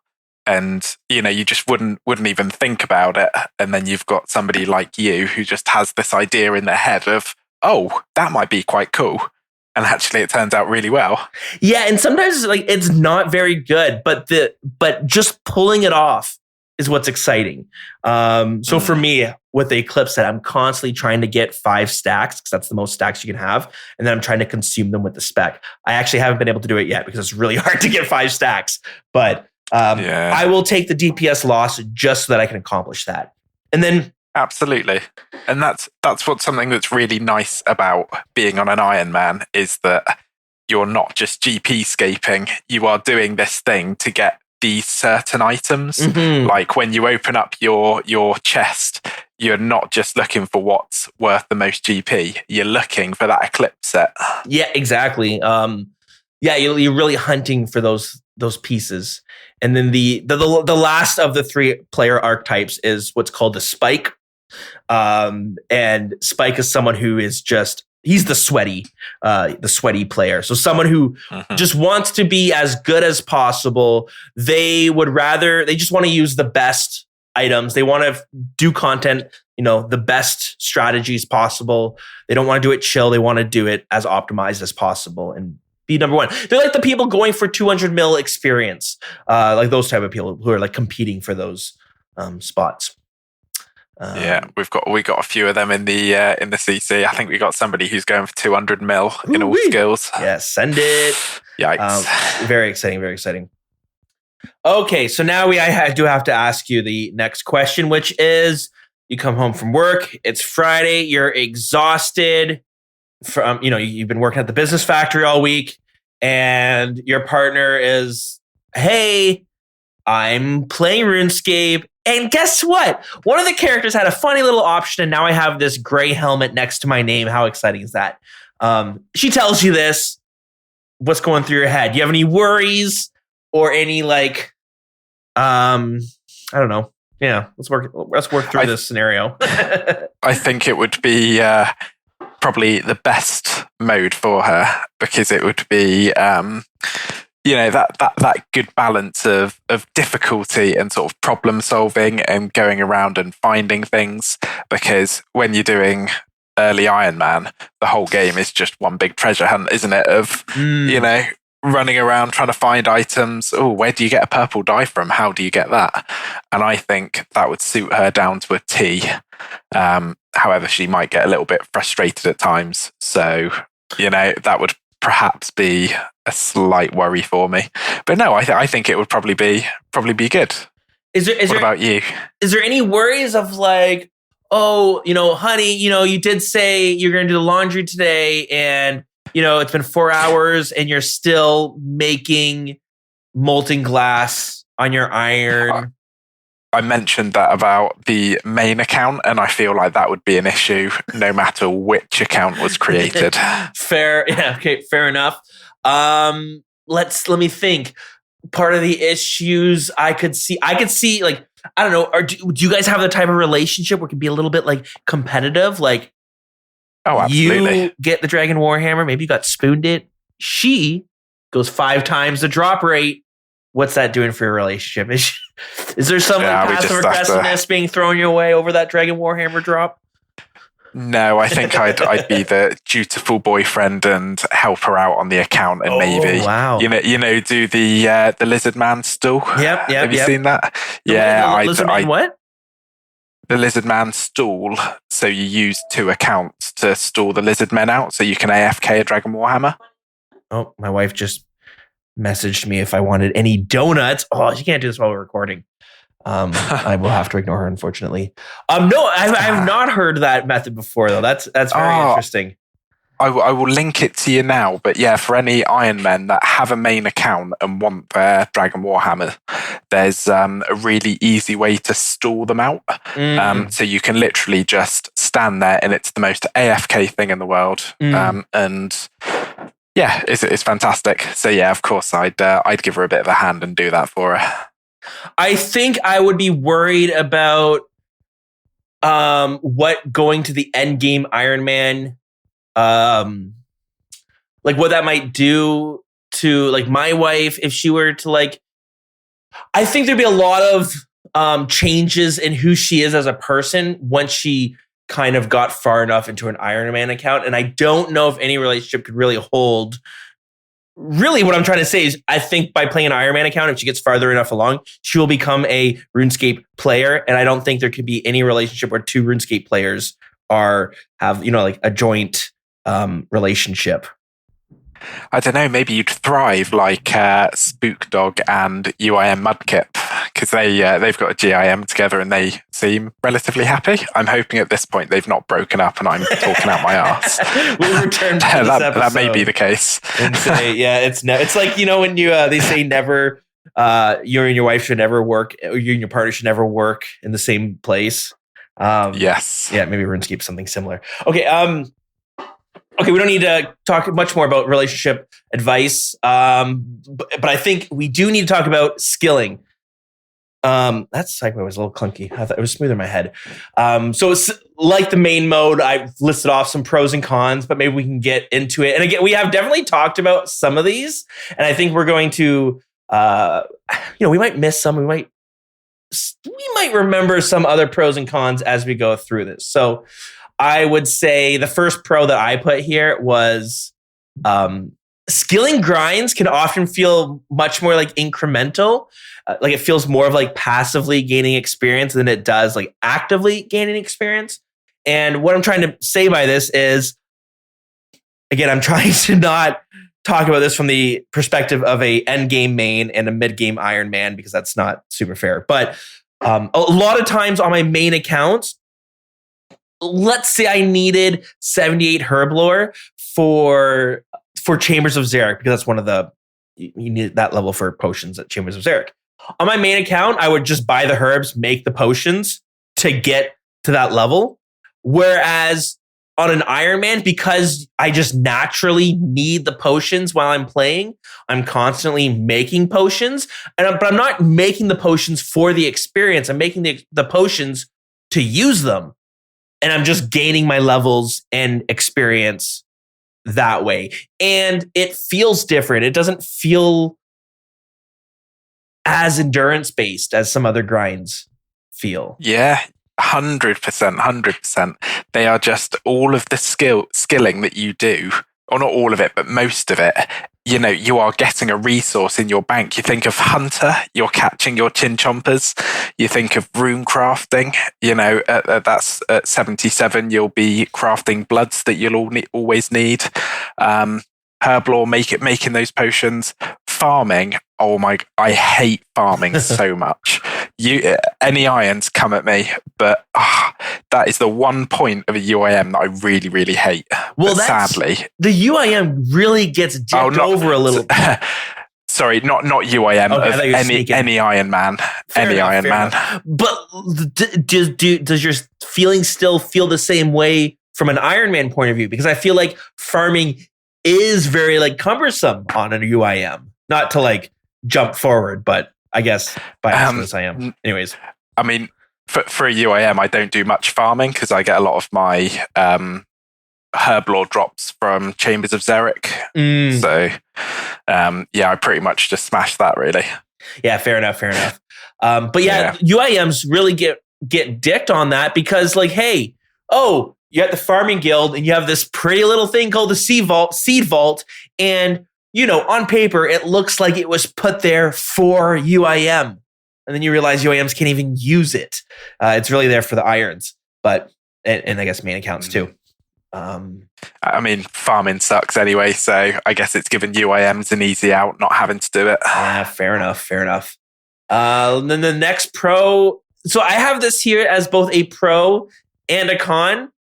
It could be for just different things or depending on who you are. But so I have it here. You do more skilling steps. Skilling in general just takes you have to go through more of the steps. Like, again, it's because you can't just go out and buy bowstrings to fletch bows. You need to go get flax somehow and then turn those into bowstrings somehow. Or you got to go find bowstrings somehow. But you have to go through more of the steps to acquire to really fully make something. I'm trying to think of a good example of like something that's really easy to do on your like main account, but then on an iron, it's like, holy crap, should not take this long. Like maybe I suppose butter. Maybe like butter. I think of butter. Is butter tradable? Maybe, but when have you ever used butter on a main account or an iron? So a pat of butter, main account, boom, spend 24 GP, you can get it. An iron, you got to go and get a bucket, got to go get some milk, got to go to a dairy churner, got to churn it. There's probably more steps involved. And I think, that's Johnny T? Somebody called in to be like, I had to make like cream cheese and it's the worst thing ever. And it's like, you look through the steps of making cream cheese. It's like, it's like 20 different steps. Let's see. Is it cream cheese? No, this is just cheese. Is there cream cheese? I'm looking. Maybe not. I'm just wondering why anybody would make anything like that. Like, what would you use butter for in game? Okay, so it's a pot of cream. Okay. Or cheese. I don't know. Maybe it's the recipe for Disaster Quest, but I know there was something I had to make. Yeah, to make the creme brulee. Or maybe, and then there's RuneScape 3 Chef Cook's Assistant 2, which, by the way, I think is such a cool idea that there is a second Cook's Assistant called, is it Chef's Assistant? And you have to make, I'm sorry, we've really gone off the rails right here, but I got interested and I had to look this up. Yeah, so they have a continuation of Cook's Assistant, which is called Chef's Assistant. And that's fun. Yeah, and you have to make just more complicated things instead of, the pot of or a bucket of milk, pot of flour, and an egg. This one you need a pat of butter, pot of cream, a bucket of milk. Oh, for the cream and stuff. Okay, sorry, we got off the rails a little bit there. But yeah, there's just more steps to doing some skills, which I think is good because it's the same thing as I was mentioning with like passive experience. Like sometimes you're getting experience in other skills just because you have to do, there's more steps in the processing. Oh yeah, a bit like when when you're trying to get molten glass for crafting as an Iron Man, you'll get so much magic XP from doing the glass make spell. That's a good one. And like farming, because you might be farming the seaweed, mining experience because you're mining the sandstone maybe. It's like all those little steps just kind of give you that passive grinding. But then also, it's also a con because sometimes you're like, there's a few grinds you're like, I don't want to do all of this shit. I want my pat of butter. I don't want to have to go milk cow. Yeah, I think a lot of people always talk about how much of a pain it is to mine the bloody sandstone for buckets of sand for crafting. It is just the bane of every Iron Man's account. Why is that? It's just a nightmare. Have you done it? I haven't, but I'm waiting. Maybe I've done a little bit of it, but I'm waiting until I get the mining gloves. I've almost unlocked the second tier. Okay, it's just like boring. It's just mining, but you're also out in the desert, and you're paying GP to get these buckets of sand. It's just boring, uninteresting, frustrating, and of course, unless you've got humidify, you've got to go and refill your what do they call them? The water skins. Water skins, that's it. Yeah. So yeah, it's just generally an unpleasant activity to do. Got the circlet of water, which could help as well. But yeah, you're right. And the desert is also like not the prettiest environment. No. Like I've always really disliked it. And you've got to run so far to get anywhere. Like, of course, you can use magic carpets and stuff like that. But everything that's noteworthy in the desert is just so far apart from anything. Like you look at the map and you can just see bloody cactuses and rocks. Yeah. And that's it. And you don't really think of that as it's like whatever. Again, it's just a reskin. Like how much is that really affecting how much you enjoy it? But then I remember watching Jimmy, who is an old school RuneScape YouTube creator. He started, it's funny, you had a Mad Cow Season or whatever. He's a WoW creator making old school RuneScape videos. Jimmy's doing the opposite. Old school RuneScape YouTuber now making a World of Warcraft series, which by the way, it's really good. I've really been enjoying it. But I brought this up because right. He was playing World of Warcraft and he made an undead account. That's one of the races you can make, and depending on what race you make, it'll put you in that starting area. And one of the comments he made was like the undead area was super depressing because everything was rotting. Everything was dark and gloomy and like spooky. And it just got exhausting how depressing it was. And I was like, you know what? I never really take into account the vibe of an environment. And I wonder but it's true. Like how much can that affect how you're playing and how you're feeling? And it's I don't always think about that. So yeah, negative for the desert and sandstone mining. Yeah, don't bother. Just, I don't know, do something else for crafting. It's a pain. I've done a load of charter ship crafting on my UIM, and I think that's more pleasant than mining sandstone. That's old school. It's old school RuneScape. There you go. The other pro I have here is, and you've touched on this and mentioned it as well, that resources just feel way more useful. I was doing the Moons grind and it was hard. It was hard to go through the Moons grind and go dry at first, but then it's like, you know what? I have to remember I have dry clay for years. I have so many maple and yew seeds now. Like the resources I got from it is amazing. Yeah, absolutely. Yeah, I think about that with chambers. Like, you know, sometimes I'll get a regular drop, and it will be like 200 snapdragons, and I think, oh my god, this is better than a purple. This is amazing to have. Yeah, so yeah, it can be. That sort of stuff is nice, and it can again. It can trick you into like enjoying a grind that you might be like, oh my god, I'm going dry and I hate this. Now, the other end of this, I also have the same con, is that you can feel pressure to do shit grinds. You know, imagine if you got super spooned, got super lucky at Zulrah. Let's say in the first 3 KC, you got the 3 uniques. That sounds great, but then you're like, well, I need the scales to use all these. So I have to now force myself to grind, you know, grind this until I feel like I have enough scales. That could be tough. Luckily, I know this is only for Zulrah, but like if you need scales, you can go and fish sacred eels instead of killing Zulrah a load of times. Yeah.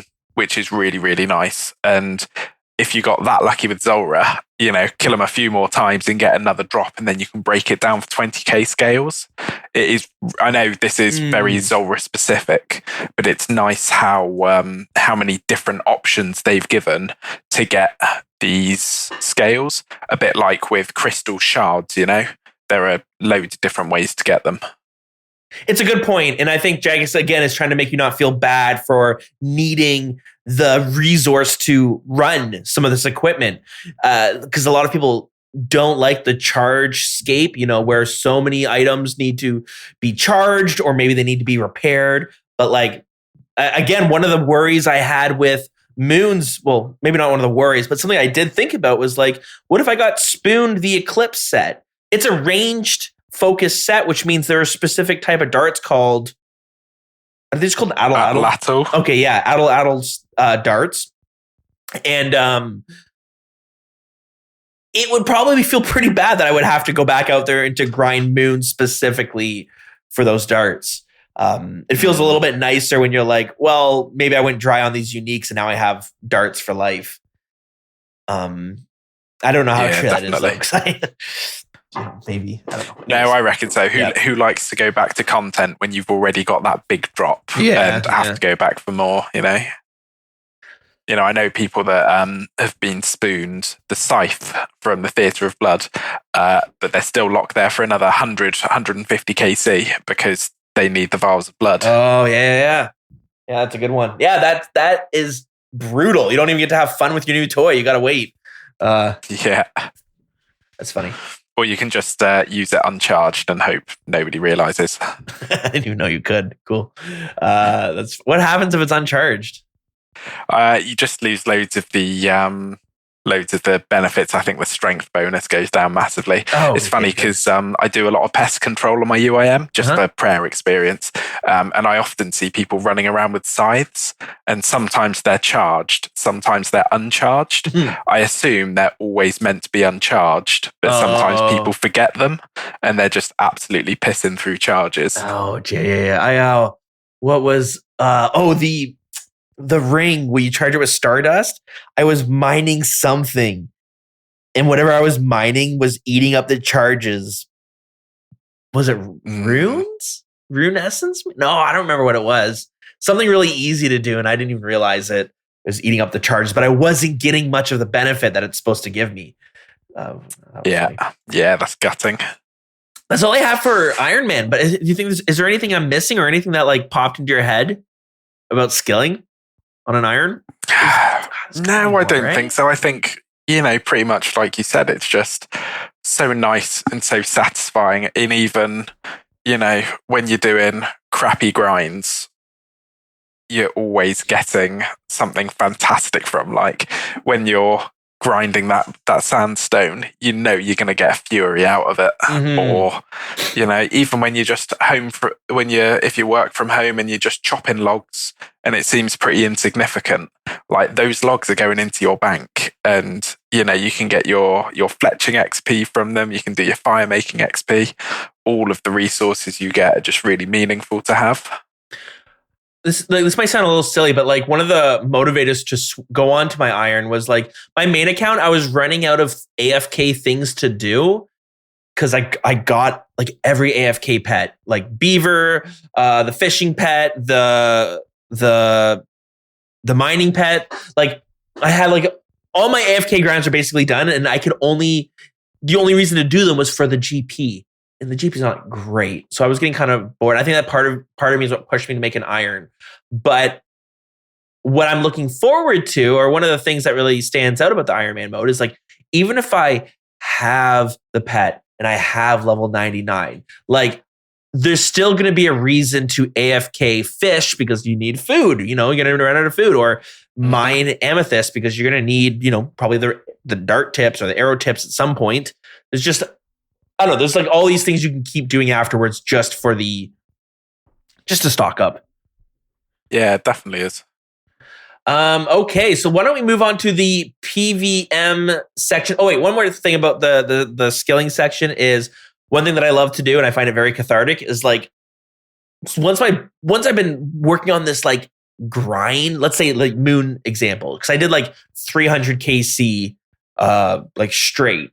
Sort of. I took some mini breaks, but I built up so many skilling stuff. It felt so cathartic after I got what I wanted from Eclipse to then go and be like, you know what? I'm going to go process everything that I've been grinding now. I got all these bones I need to turn into prayer experience. I have all these gems I need to turn into like things. I have all of these ores that I need to smelt down into bars, which I'll turn the bars into things. Like, it can be very cathartic to take a break and just to clear out my bank a little bit of all the skilling stuff I've been building up. I like that. Yeah, for sure. Yeah, I get that with herb lore, going through all those herbs that you've spent months and months accumulating, and then get them all into potions. That feels really nice.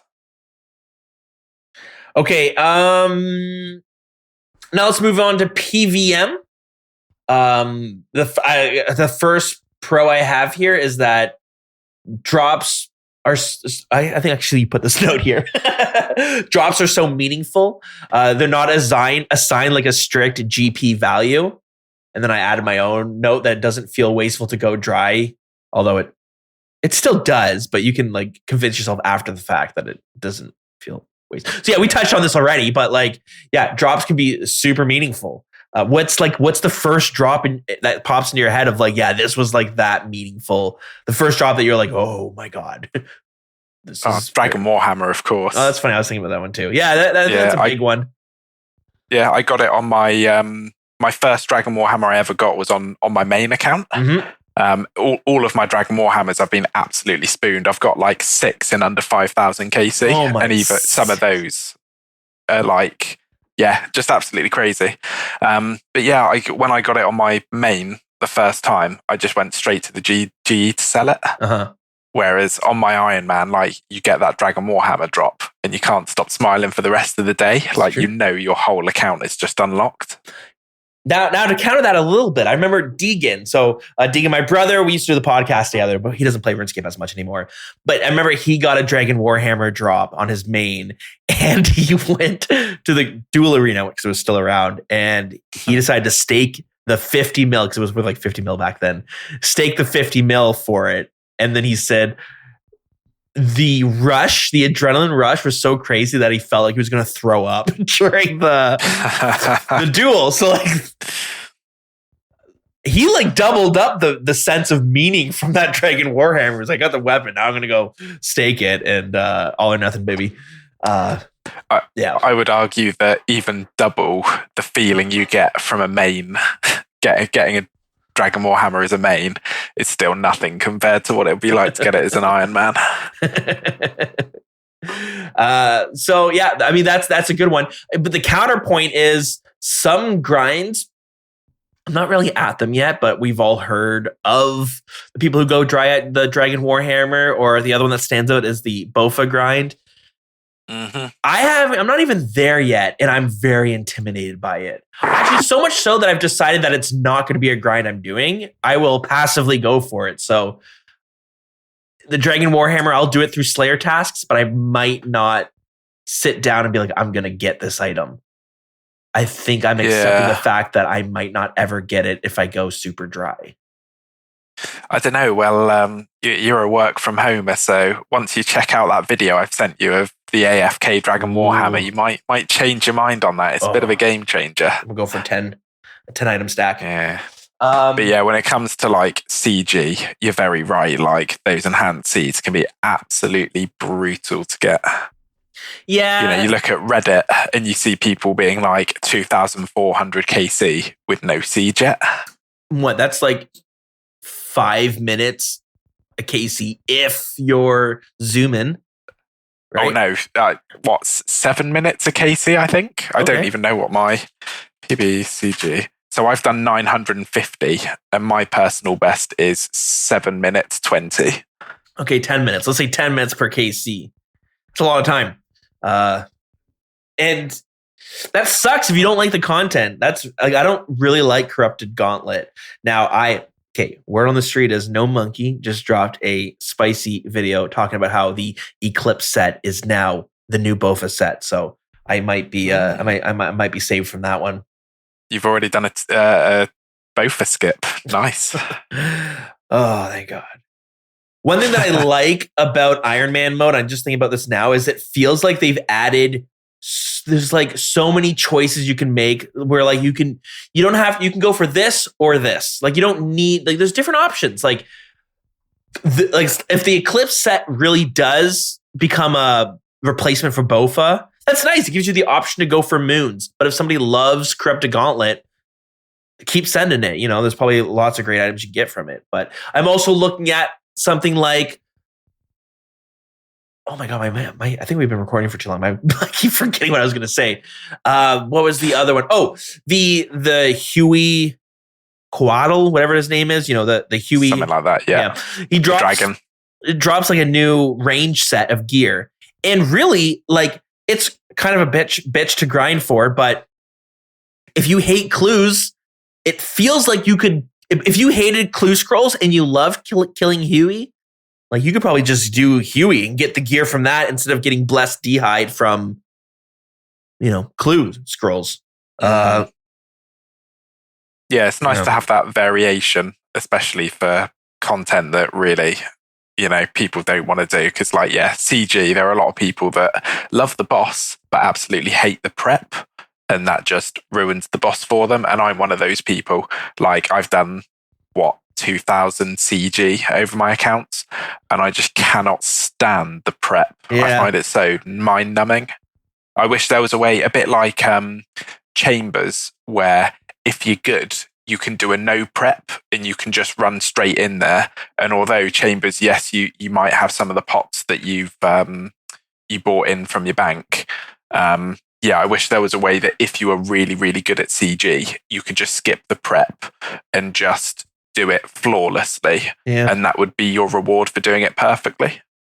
It's tough because a lot of inspiration for the Gauntlet in general, I think, came from Dungeoneering, which has a similar, you know, roguelike randomness design to like the layout and stuff. Mhm. But the problem becomes when everything when the only thing that changes is the room layout. Like the monsters are the same, the gear is the same, the items are the same. There's not a whole lot of thinking involved. So yeah. Yeah. And nobody liked Dungeoneering, and I can imagine not many people like CG prep either. I think some people love Dungeoneering. I don't know. I hear mixed things. Like some people loved it, but I know a lot of people just feel like it shouldn't have been its own skill. Fair enough. I don't know though. I haven't done it enough to even weigh in. No. The next con I had here was, and I'm thinking of some friends I had that wanted, you know, they wanted to game together, like with me, but they knew I was kind of like a RuneScape lifer. So I think for him, he was thinking like, I know enough about this game to know that it kind of sucks, but I also know a friend of mine is obsessed with it to the point that it's all he does, and he does a podcast about it.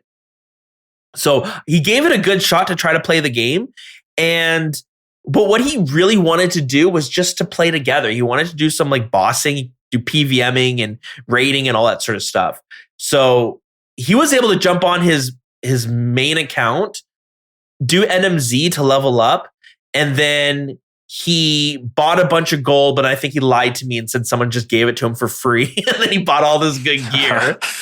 And then he was like ready to raid though. It took him like no time. He really like did a zoomy, he really zoomed to raid ready. But with an Iron Man, I've been playing for almost a year now, like playing consistently for a year on my Iron. And before this, by the way, my Iron I was already playing my Iron.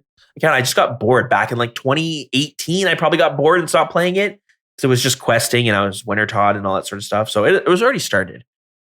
But yeah, I've been doing this for about a year and I still am just getting to the point that I can do some PVMing stuff with other people. So like I felt a little lonely playing coming off my main account because I didn't get to raid with anyone for a while because I just wasn't really ready for it.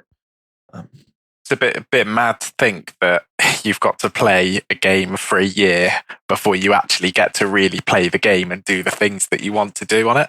Yeah, which is funny, which is cool. Like it's all part of the journey. I've enjoyed it's not like I've been just enjoying my time because everything I've been doing in that year, it's felt meaningful, impactful. Like it's just been fun. But yeah, when it's like Friday night and you're seeing a bunch of people like putting together a raid, you're like, it's like that episode from The Simpsons where they get a pool and Bart breaks his leg and he's watching out of his bedroom window at Lisa having a pool party. And he's just watching from like behind the blinds.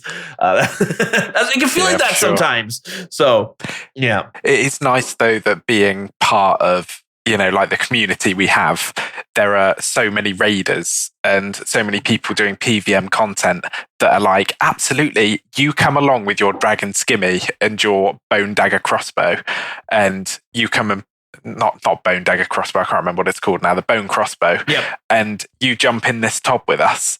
And there are people that are so happy to do that. And I think that's great.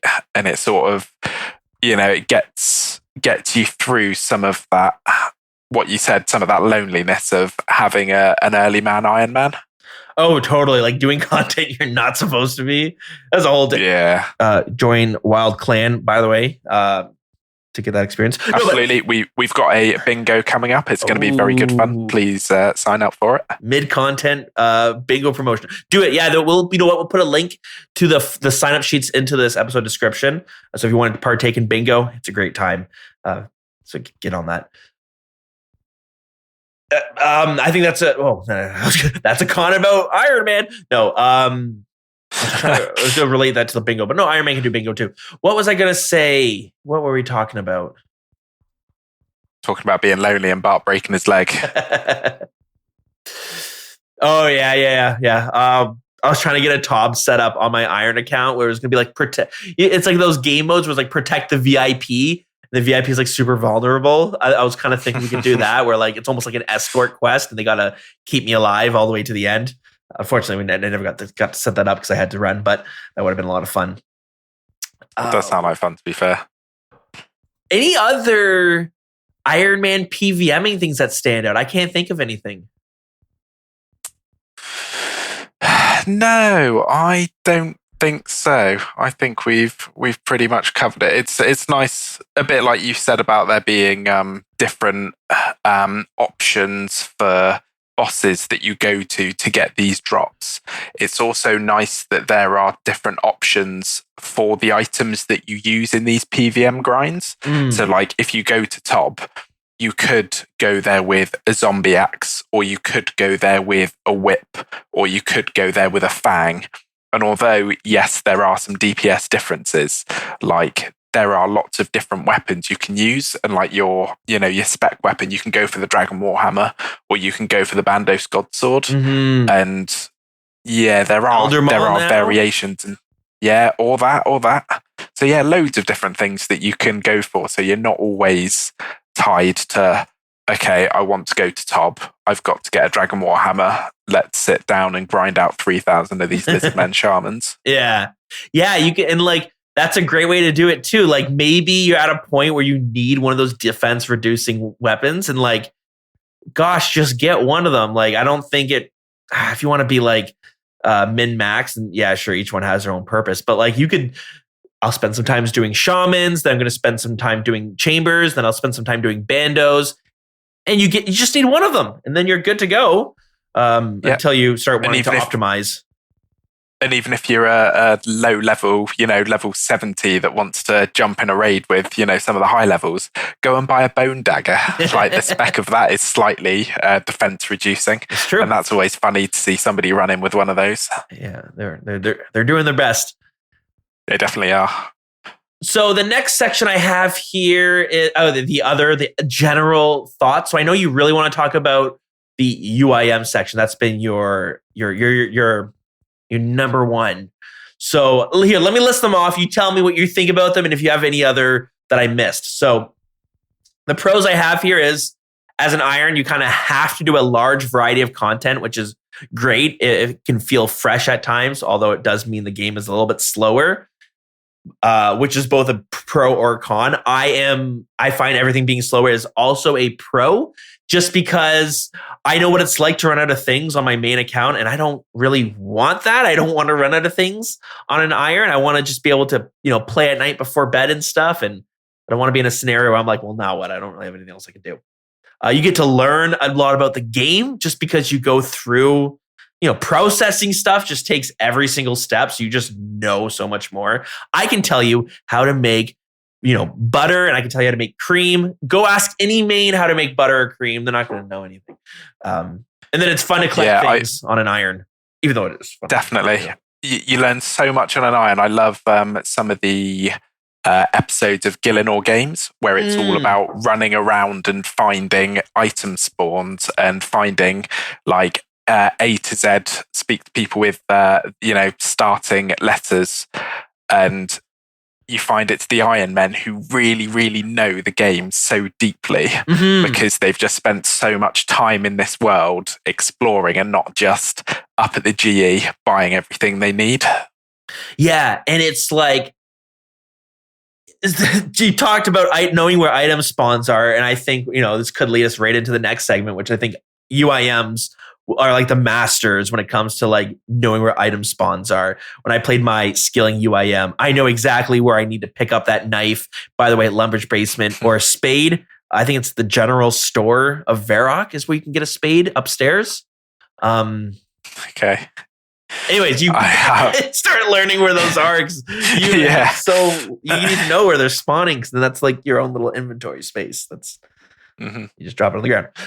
Okay, so Iron Man mode. Let's sum it up. How would you recommend playing this? What do we do for the main section? How would you recommend playing this? And is there any moments that stand out for Iron before we move on to the UIM?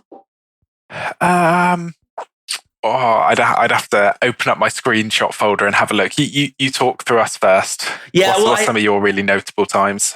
You know what?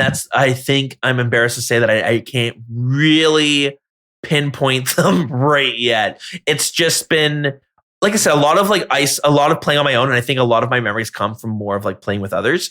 But I would say, no, I don't know what I would say. I am not sure what I would say, but I would definitely say if somebody wants a slower approach to like old school RuneScape, if you're someone who just wants to play old school RuneScape, you don't want to complete things as fast as possible, Iron Man mode is great for that. It's quite fun, and maybe we can brush up a little bit of history here as well. Is that what's really cool is that Iron Man mode was really created by the community when you think about it, because I'm pretty sure a huge influence of it was from YouTubers doing there was like a really old series I used to hear about. I think it was like Rune Sharks or something, where they have this series from 2012 being like, we're going to assemble our own god swords. So they were getting all the shards together and all that sort of stuff. Which is funny to think about it. It was probably a little like unordinary to think about, wait, you're going to get every single shard for the god sword, including the hilt. That's 4 pieces. Why wouldn't you just buy them off get one of them, buy the rest off the Grand Exchange? But yeah, I know. And like Bodhi had his one man army series, and that was like Iron Man mode before Iron Man was the thing. And a lot of YouTubers were doing Iron Man mode before Iron Man mode was out. I remember watching like a friend and stuff back then. Just cool. Really funny to think. I would say thinking about it, Iron Man for me was, I can remember first getting into learning chambers, because I started my Iron Man probably before I joined the clan. And was it before? I can't remember. But it was at a time where, I didn't have loads of people to play with. So I learned all the solo content, which was great and I really enjoyed. But then when I came to the clan and I started raiding, and it was that point of, wow, I could get a massive drop right now. Like I could get an absolute game-changing game-changing drop. And that was something that I don't think I'd really experienced before.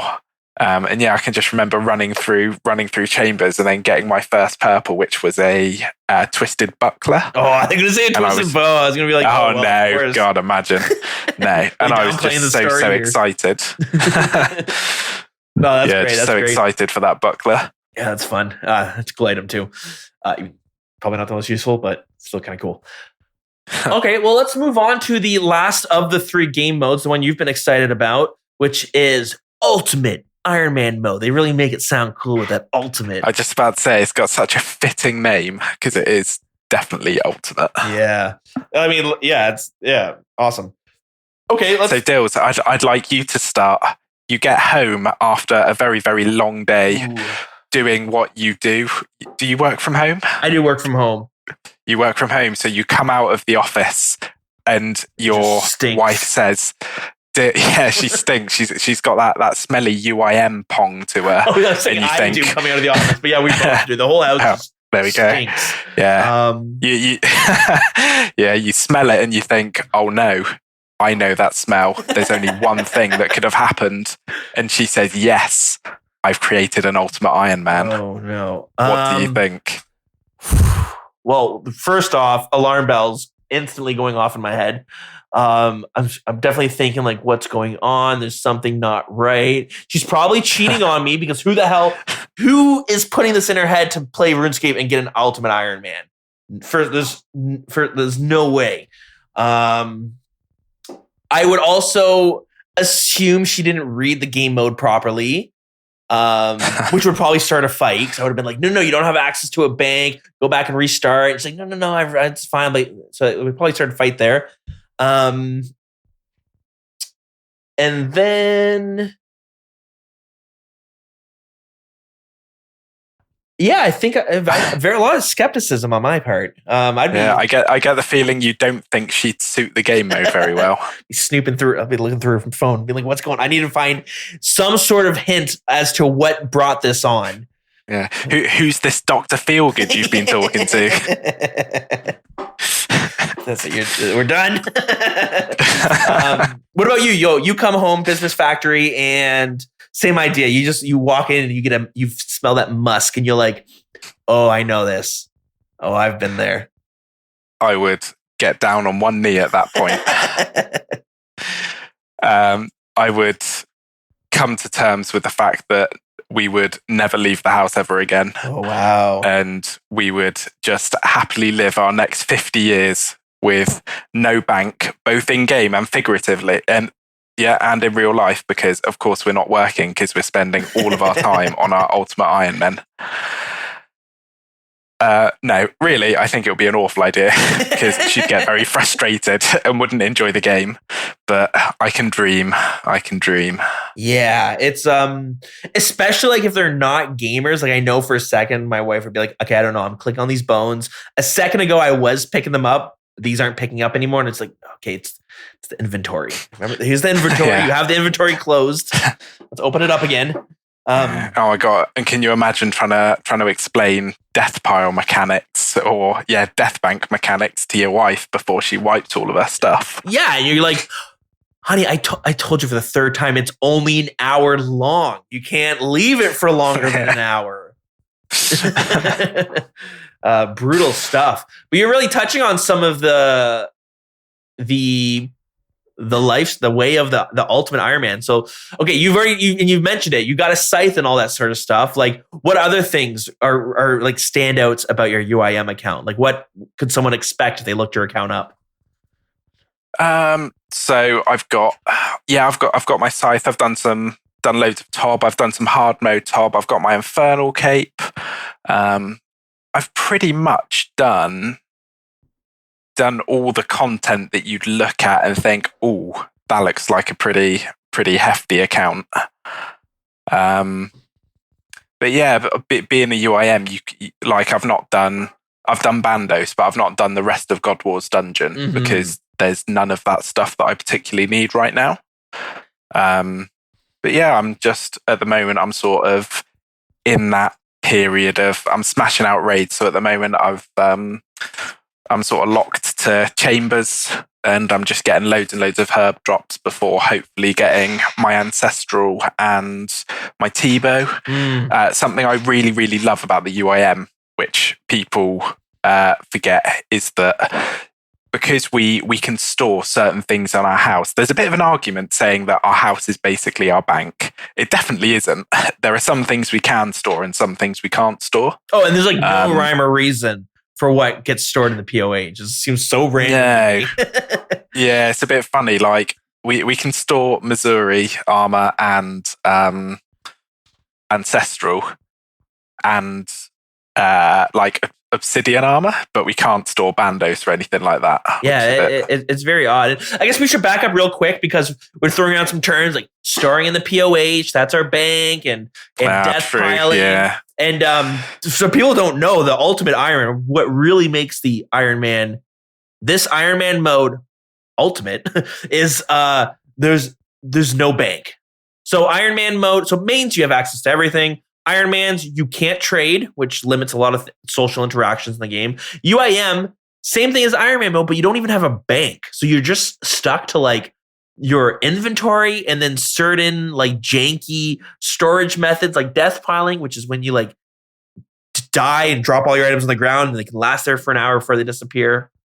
And then you mentioned the POH has a bunch of storage containers for random things like clue scroll items and random assortments of armor that from a non-UIM, it seems completely random with no reasoning behind it. And you're saying, I guess, do you agree? Is there a reasoning behind it? Or do you also feel like it's completely random about what armor gets stored?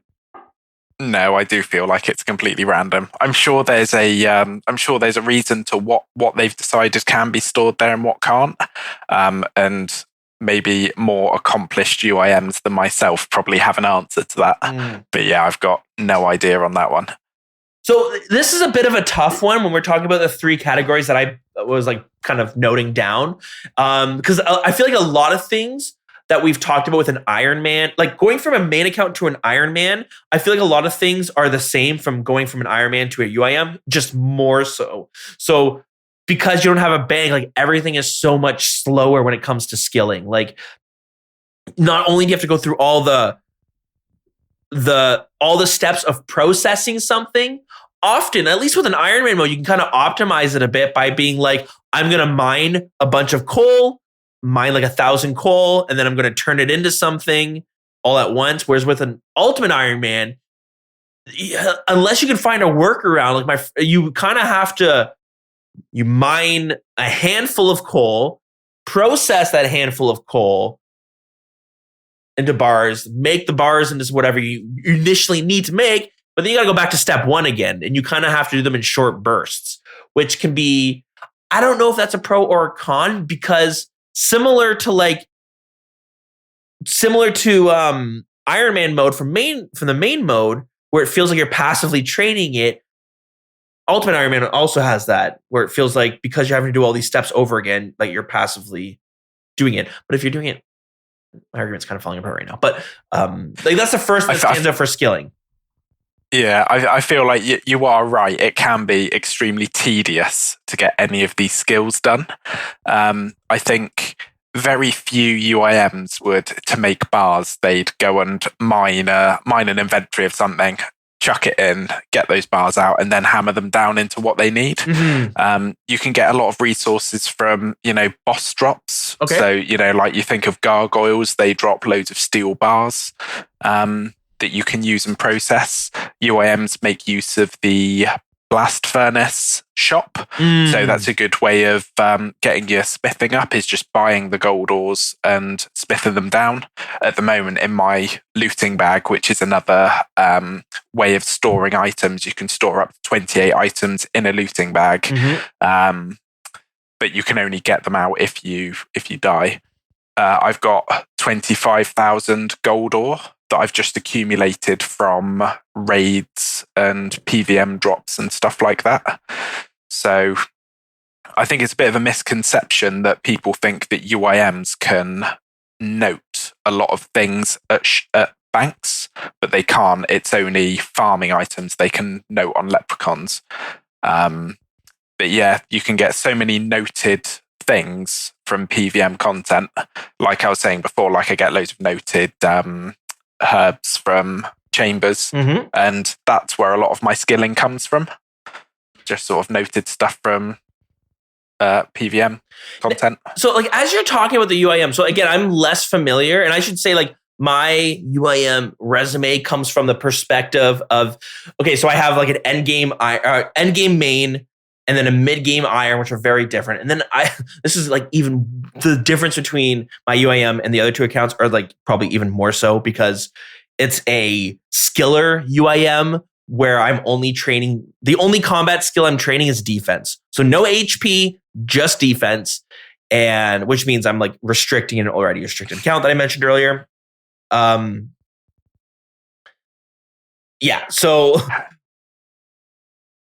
So how are you doing that? How are you getting only defense without hit points? Well, the trading way is like, there's a few different ways where there's like quests you could do, of course, and the XP lamps, but you go to like Varrock Museum, you can get defense experience from finding lamps there. It's not the greatest. There are a handful of methods. It's been a while since I played the account, like over a year for sure. So I'm kind of forgetting them, but you do janky things on that account specifically. Kind of relating to your point, but I don't think like there's no way you're doing this, but you do kind of cool things skilling on a UIM. So I needed food, and since I only have 10 HP, I needed a stackable food. And what ended up being really good was going to Brimhaven, using the charter ships to buy pineapples, and then you can note the pineapples at the leprechaun there, so that I just have a stack of pineapples that I can then unnote when I need them. But what's nice is I can slice them with a knife, and it turns into 3 or 4 individual pieces of food that heal 2 HP each. So it's like, ends up being like healing 8 HP or something. So it becomes a really accessible food for me to use. So yeah, that's definitely a classic early UIM thing. Oh, cool. Nice. To do that. Yeah. And then people go from that to, I mean, not that to this, but like, another example of noted food is like fishing minnows and turning them into sharks. So once you do that, you'll get just like a massive amount of noted sharks in your inventory, and you can unnote them at a bank, cook them wherever, and then there's your food. That's cool. That's cool. So for the other sections, we did skilling, PVMing, and then the other section. Now, I'm not knowledgeable enough to know how, like, what is uniquely UIM about skilling and PVM. My mind instantly jumps to the other section. I think there's loads of us to talk about that are like this, that are not necessarily skilling topics or PVM topics. They're just weird UIM things. So I'll ask you, because I don't want to just run through them though. That like, can you touch on like anything that stands out of like, these are some of the things that make skilling on a UIM unique? And then same with PVMing. Yeah. Before we move on to our section. For sure. I'll start off with skilling. So skilling is very much you are locked into a skill until you want to put the effort in to re-gear yourself. So at the moment I've got everything death banked, and I'm just crafting blood runes.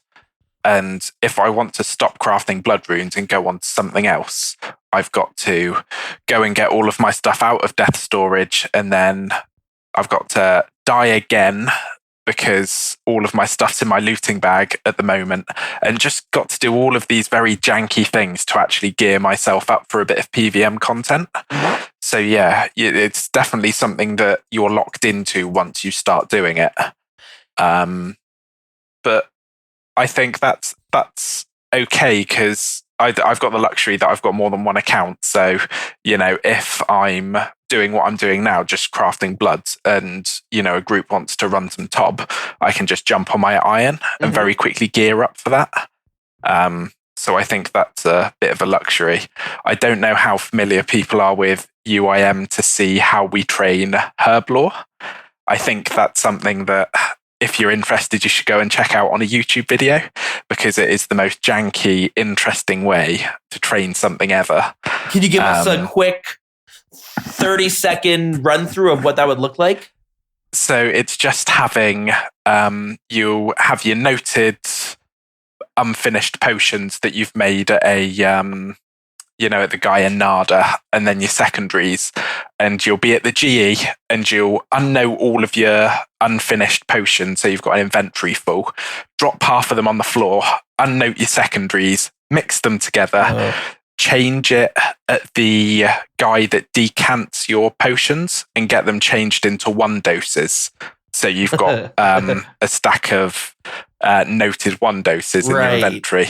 1 stack opposed to 4 stacks. That makes sense. That's Yeah, and then go and pick all your dropped ones up, and then unnote your secondaries, and then mix them. Okay, rinse and repeat. That I would. Oh my god! I already know that I would forget, and my stuff would spawn on the ground, and some bot at the GE would lose it all. It happens all the time. Time, and people will.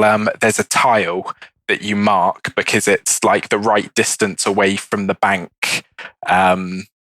That when you click on the banker, your person will go straight there.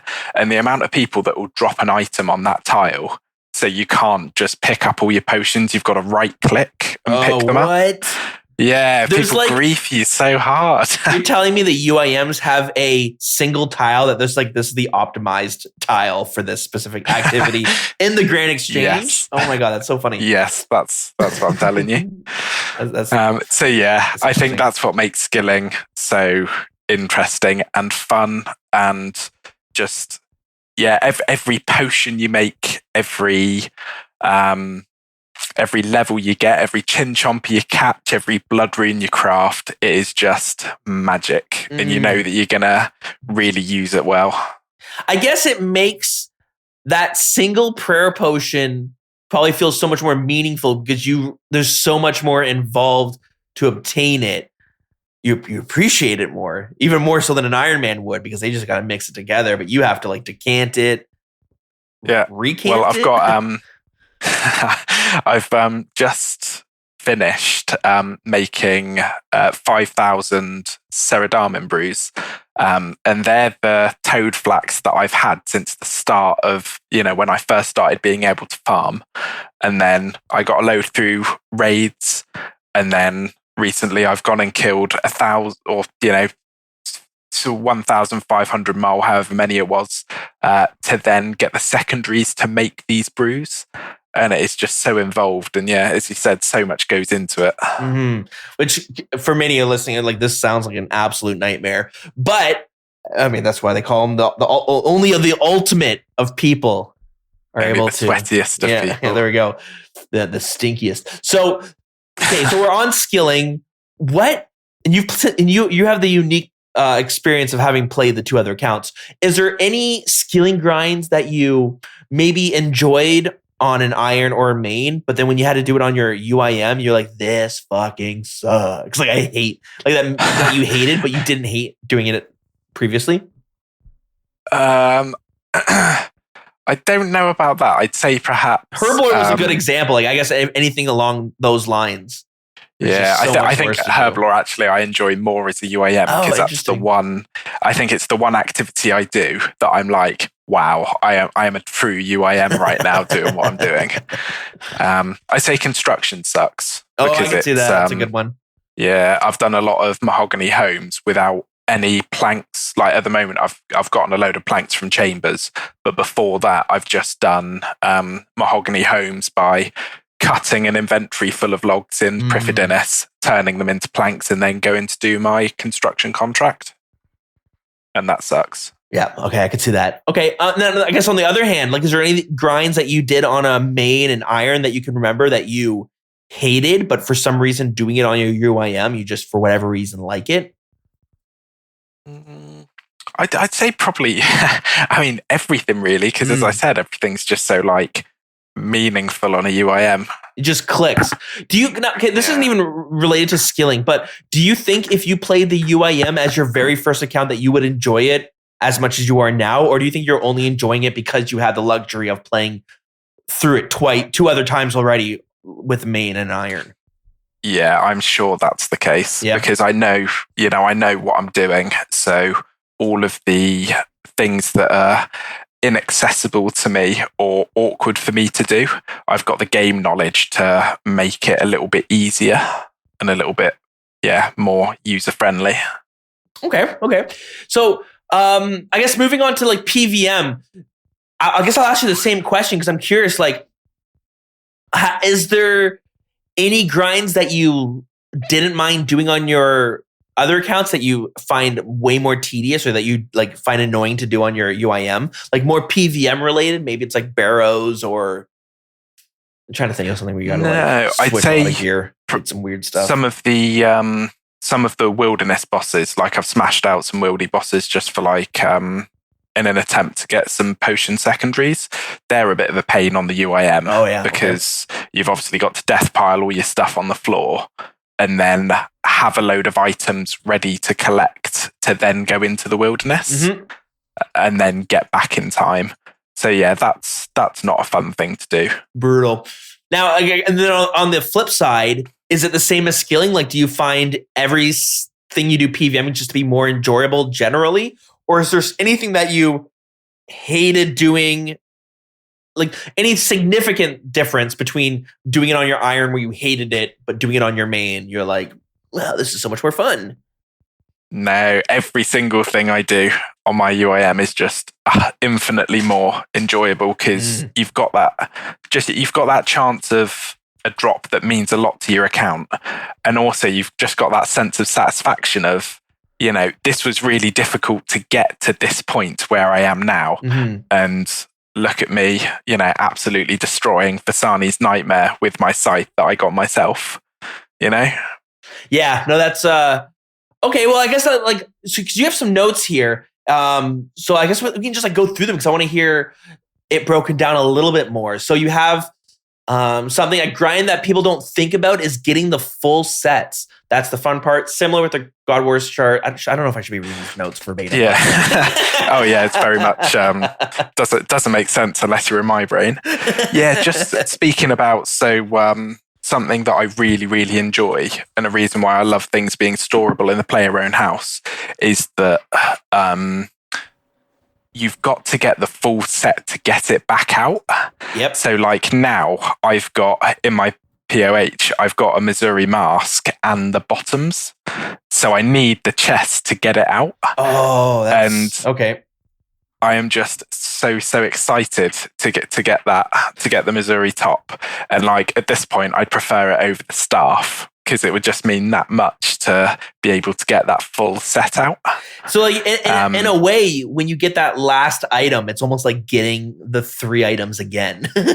Yeah, it definitely is.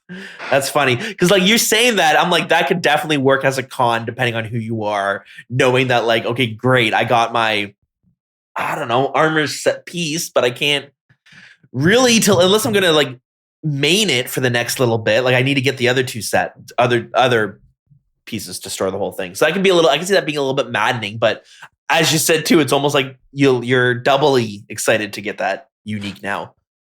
Yeah, just really, really exciting. And like, I've got a similar thing going on in my looting bag where I've got the Bandos hilt and the shard 1 and 2. Oh. So I just need the 3rd shard and then I can completely open up like 4 inventory spaces for me.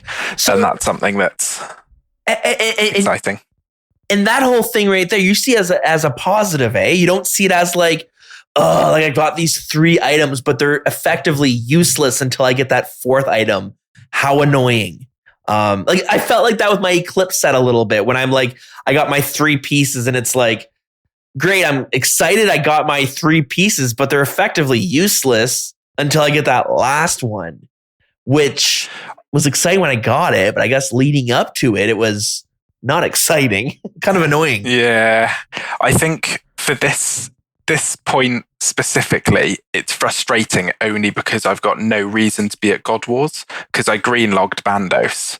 So I've just got no reason to be there until I need to go for my ACB and go to Nex.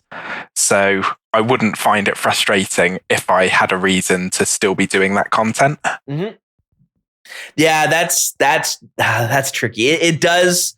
Again, it's the same thing as when I'm doing the Royal Titans on my Iron, going for the staff. I got spooned on the prayers, which was nice, but at the same time, it would have been kind of nice to, know that I'm like, oh, as long as I get one of the 2 items, it's good. But it's like, oh, I already got the other ones. I just really need this one item. Yeah, I get that. The next note you have here is, I guess, about the fairness of storages when it comes to UIMs, because again, I mentioned it earlier, but not the seed vault seems like a complete tease to the UIMs. And it also seems to be, in line with how inconsistent what things are available to UIMs and what things you can use to store, or what items get stored and what don't.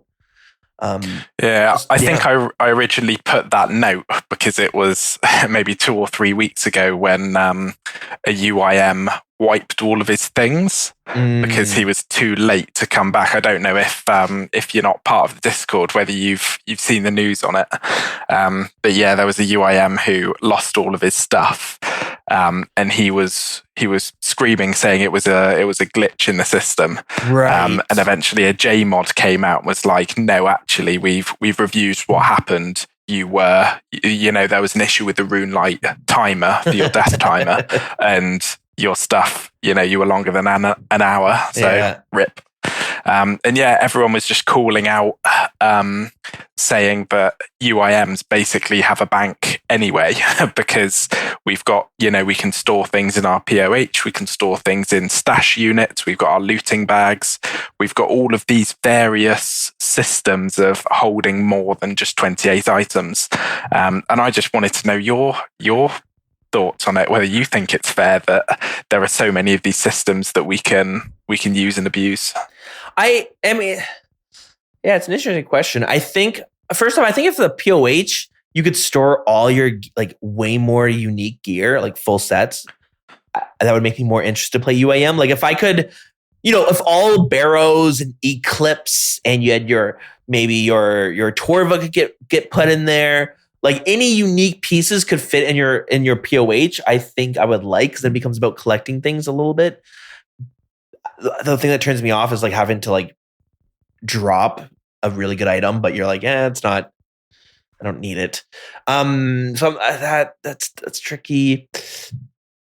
But then the death piles, using the looting bag and all that sort of stuff, was actually one of the reasons why I didn't want to play a UIM, because I felt very tedious and kind of annoying to do, and there's some risk involved. It just didn't seem fun. It seemed more stressful. But then when I played my UIM, my skiller, I actually just didn't use those techniques. I didn't use a looting bag. I didn't use death piles. I used a death storage using Hespori, but there are people that don't use a looting bag and things like that. I'm just waiting for the day that they bring out a hardcore UIM, because I will be all over that. Because then there'll be no death piles, death storage, none of that. They've talked about it. I have no idea why they never brought out a hardcore version of UIMs, but I know they've talked about it. But whatever. That'd be good. Do you do the death pile? You've I feel so gross doing this. I shouldn't be manipulating the system like this. I feel like if there is a mechanic in the game, it can be used. A bit so if I weren't to death pile, then how would I get to Intrana to do some of the quests over in Intrana, And just loads of things like that. And the only thing that I don't like is, and not even though I don't like it, I still use it. I feel like there are certain things that maybe they've put in the game just to help the UIMs out. Okay, like what? So like, there's that nest in Varlamore. I don't know much about Varlamore, but I know about the nest. I don't. Okay, so on top of the windmill, there's a nest, and that nest you can put an item in, and as long as the item is under, I think it's 100k, it will just stay there, and you can go back and you can pick it up whenever. Oh. And I feel like perhaps that was maybe put in for the UIM lot, because like I've got my trident there at the moment, and I know UIM's put their Keris partisan of the sun in there maybe. Actually, I think it's for only tradable items. You might not be able to put your Keris in there, but yeah, so it's just like a one item storage. There's another one at Moons that I'm also taking advantage of, which is there's a mechanic where one of the bosses takes your weapon away from you. Oh yeah, okay. And if you teleport out when that weapon has been taken away, then you can go and claim it later. What? But you won't lose it if you die. Oh, that's... So yeah, that's cool. There's some pretty thoughtful UIMs in the community that have figured this sort of stuff out. Yeah, see, I kind of love that stuff. That's really cool. I guess it's a little bit different, I think, when Jagex is like engineering it. Like, I like the nest idea. I don't like that Jagex is putting restrictions on what can and couldn't go in there, which might not make any sense. Like, and I've never been a big fan when information is like, you need to go on the wiki to figure something out. Like, and it's not like the nest, but like, if there's certain items you can keep in there and some that you can't, and there's no rhyme or reason, I don't like that. But there's a list of items that people have tried out of what can and can't go in the nest, and if you put in the wrong item, it will just remove it. It's a bit like if you played Dark Souls. I've played Bloodborne. Okay, on Dark Souls, there's a character that's like a crow, and you can put things in her nest, and if they're like the right item, she'll reward you. Oh. And I think that's the inspiration for this nest. Oh, I like that. That's cool.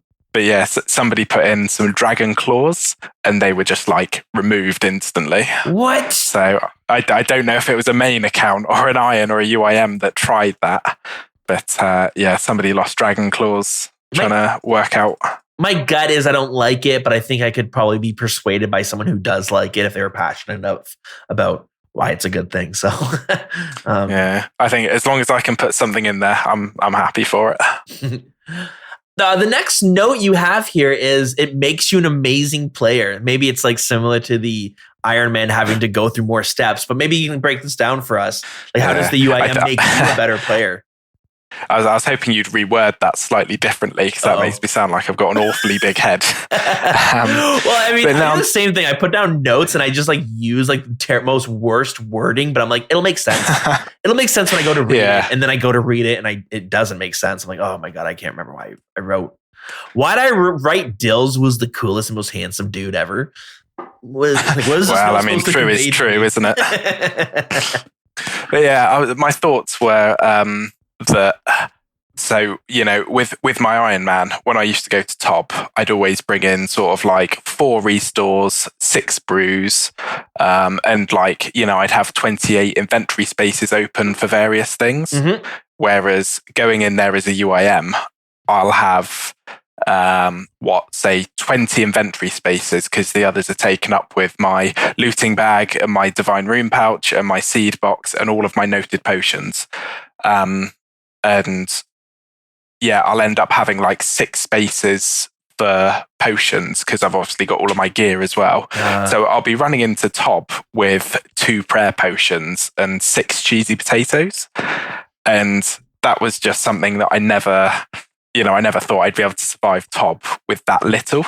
But I think having such restrictions makes you really aware of everything that's going on and all of the damage you need to avoid. It makes sense. Like, you have less room for error. Yeah, exactly. And like, I've hit points now where, I'll be geared up for Tob and somebody will want to send a hard mode. And I know these people don't really want to wait around.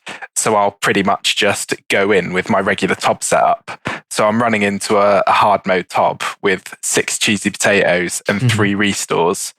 And yeah, I'll just smash through that. So yeah, I definitely think it's the restrictions just, yeah, as you said, makes you really conscious of how to avoid damage. Yeah, it's really cool. It's like when you're forced. Yeah. Was it necessity is the key to invention or something like that? Apply it to the UIM. I'm sure it makes a lot of sense. Really cool stuff. Anything else in terms of skilling or PVM? Because I guess, we're kind of going through all like the other general thoughts. Maybe we can just continue and we can circle back if we need to. Because the next note you have here, do you want to reword it yourself? It's about LMS. Oh yeah, just saying about how you've just got to do loads of LMS to get looting bags, and it's good if you like PvP, but if you do not like PvP, it is just not the account for you. Because yeah, I mean, I'm not very good at PvP, but I've got like 80 LMS wins on this account. Oh, that's good. I think it's that sort of thing where if you do something enough, you're gonna get it. But it's just because you need so many looting bags through what you do that it's good to have a couple of 100 points just stacked up in your LMS coffer. Yeah, and that could be tough because if you're really bad at it, like sometimes you get a good time and it's all bots. So you can get your, if on a UIM, a low level UIM, for money, I would get rune arrows and just sell them. That's only cost like 3 points. So it's like really quick to get them if you're capable of getting a few kills. But sometimes you can get where it's just all bots. Ooh, those are nice. That's when you get so many points. Yeah, they are nice. Yeah. Yeah, cool stuff. But yeah, and it's like, sometimes when you're in the middle of re-gearing for a raid or something and you've got no LMS points and you've got to run into a couple of games and sort of accumulate a couple of points so you're good to go for another week or so. This has already been mentioned a little bit, but it might fall in line with what we're talking about. But yeah, you already talked about this. You can get stuck committing to a grind. I know for myself that like I wanted to get Graceful. I mean, Graceful's good. I want to get it. So I started grinding it. And then I instantly was like, I don't want to just grind full Graceful. Like Rooftops is so boring. I want to take a break. But then I was stuck with one of my inventory spots being taken up by a stack of Graceful tokens. I didn't want to throw them away because I was like, I'm so close to getting the next item, but I'm also not close enough that I want to just get it. Mm-hmm. Yeah, I find that less of a problem, maybe because I'm a bit more comfortable doing content with fewer inventory spaces. But I very rarely commit to a grind and then think, okay, I've got to see this through now because I've got X amount of untradeable things in my inventory that I need to finish off. Mm-hmm. If I wanna go and do something, I'll just go and do it. I won't stay stuck to a crappy grind just because I feel like I need to. The next note we have here, and we can skip over if you feel like we've talked about it already, but you put here, it can be difficult to get ready for PVM. Yeah, I think we have spoken about it, but I feel like it's fine. Like, yes, it's not quite as easy as just going to a bank and, chucking on all your gear. But I don't know, even now that I'm, years through the account, there's still something quite satisfying about, choosing what I want to chuck in my looting bag, then going to Ferric's Enclave and putting it all in, and then going back to my death storage and getting all of my items out, like ready for the raid or ready for whatever PVM content I want to do. Something really satisfying. A lot of planning involved, it seems. I think one of the problems that like I could see, like it's never been an actual problem for me, but I could see it just that the timing didn't work out. But I'm gonna go. I want to run a raid. I see if anyone's down in the clan, and you have a couple people who are ready, and then you have a UIM that says, "Do you guys mind giving me 20 minutes to go gear up and get my inventories set up?" So I can see it where it's like, sometimes I don't have that 20 minutes to wait. Like, it's like, oh man, I really got to go right now. so I could see that. But for the most part, I think UIMs can gear up, or they usually are like, you know what, you guys run without me. I'll like it's. I think it's they know, like you guys know the struggle it takes to maybe get geared up for a raid, so you'll give yourself that grace to be like, you know, I'm not going to jump in on this raid. Yeah, I think, you know, UIMs that have been at it for a while, they're pretty quick at swapping between and re-gearing when they need to. Like, I think it only takes me like just over 10 minutes maybe to go from one raid to another if I've got a leg on. And the planning involved when it comes to PVMing, it leads me, I guess, to one of my notes. And this is, I think, what I've noticed is the magic of the game mode. And I think I didn't understand why people liked UIM until I played my skiller. And then I realized, oh, UIM is kind of geared towards people who really enjoy puzzles and they really enjoy strategizing, and almost like there's a lot of joy I got from playing my UIM, but I wasn't actually playing it. Instead, I was in a spreadsheet and Wikipedia pages planning out what I'm going to do here or there. So it really felt like a puzzle of like, how am I going to, I got to problem solve. Like, how do I get this item, or how do I get to this spot in the game? I thought that was kind of cool. I didn't realize that until I played it. Yeah, it's interesting you say that. I'd say, yes, it definitely is. But at the same time, like, I mean, I've got crippling ADHD and I do not plan out anything on my account. I just go gung-ho. Whenever I want to do something, I'll go and do it. I wouldn't let anybody be turned off from doing Ultimate Iron Man because they feel like there's a lot of planning involved, because there really doesn't have to be. Yeah, and so again, coming from the skiller account, which already restricted, sometimes the puzzle aspect came from, I literally can't do this the traditional way. I need to figure out what's this janky way that my restricted account can do it. So maybe that's unique to that. But again, you talking about the nest in Varlamore and people trying to figure out what can and can't be put in there. It's cool. I think that is something you get more from the UIM community than you would from others. Just probably because you need to, again, out of necessity. Even if you're not a UIM, you should check out the UIM, the Ultimate Community, which is a Discord server.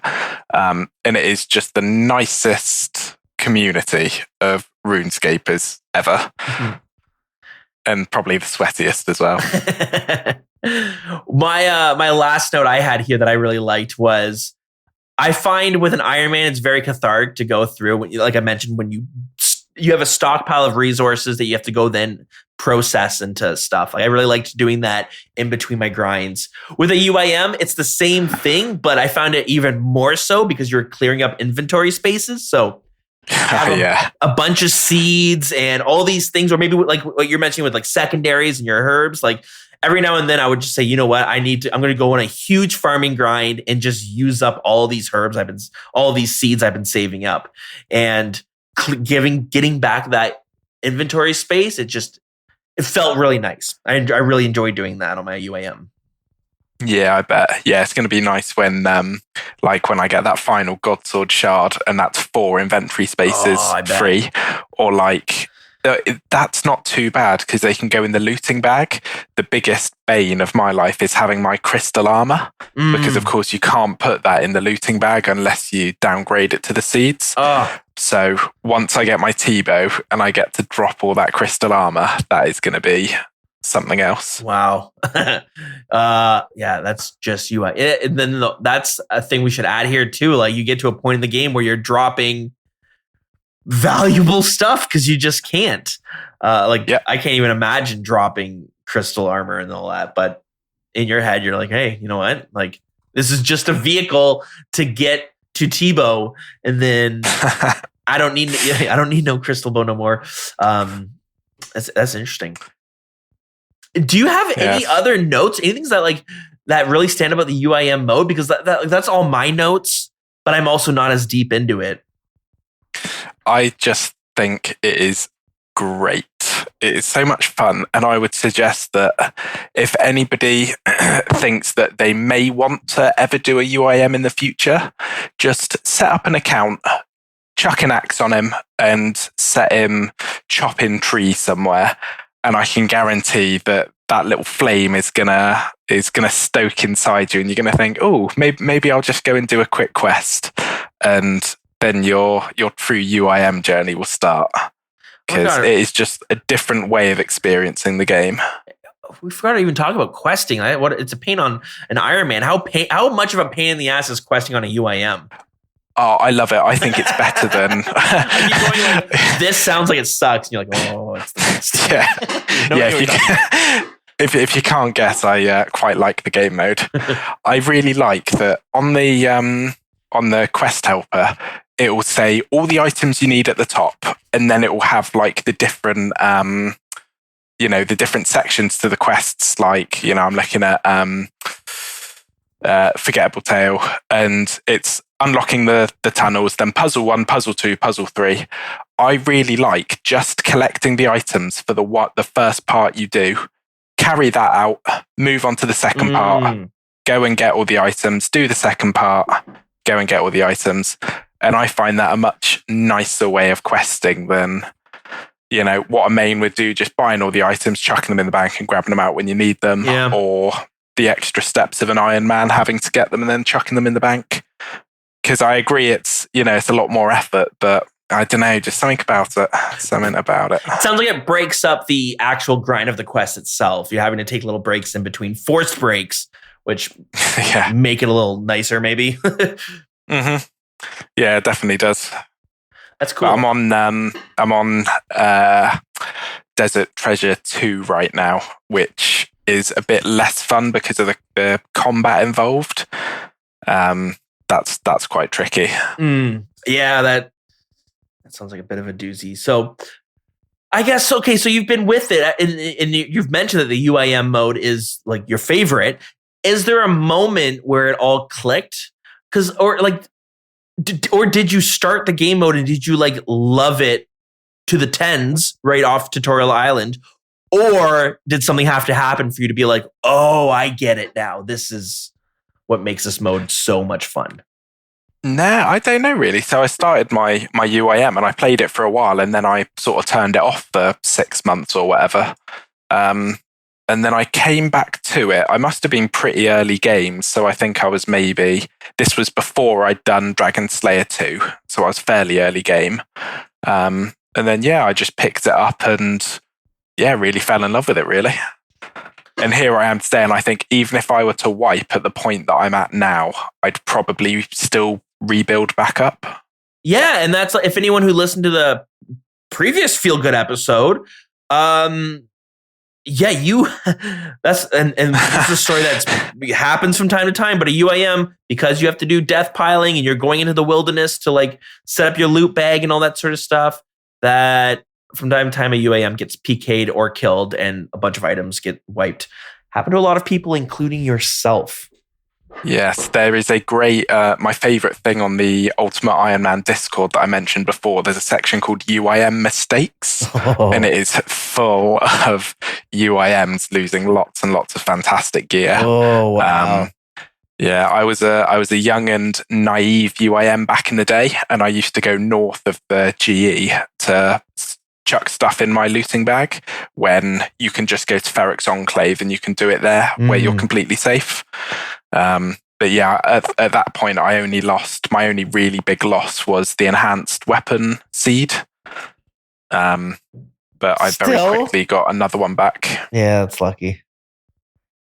Rough. Well, so, brutal stuff. Well, I think we're coming up to the end of our discussion here, but I don't know. Is there anything that you wanted to talk about that we didn't have a chance, that we haven't already discussed?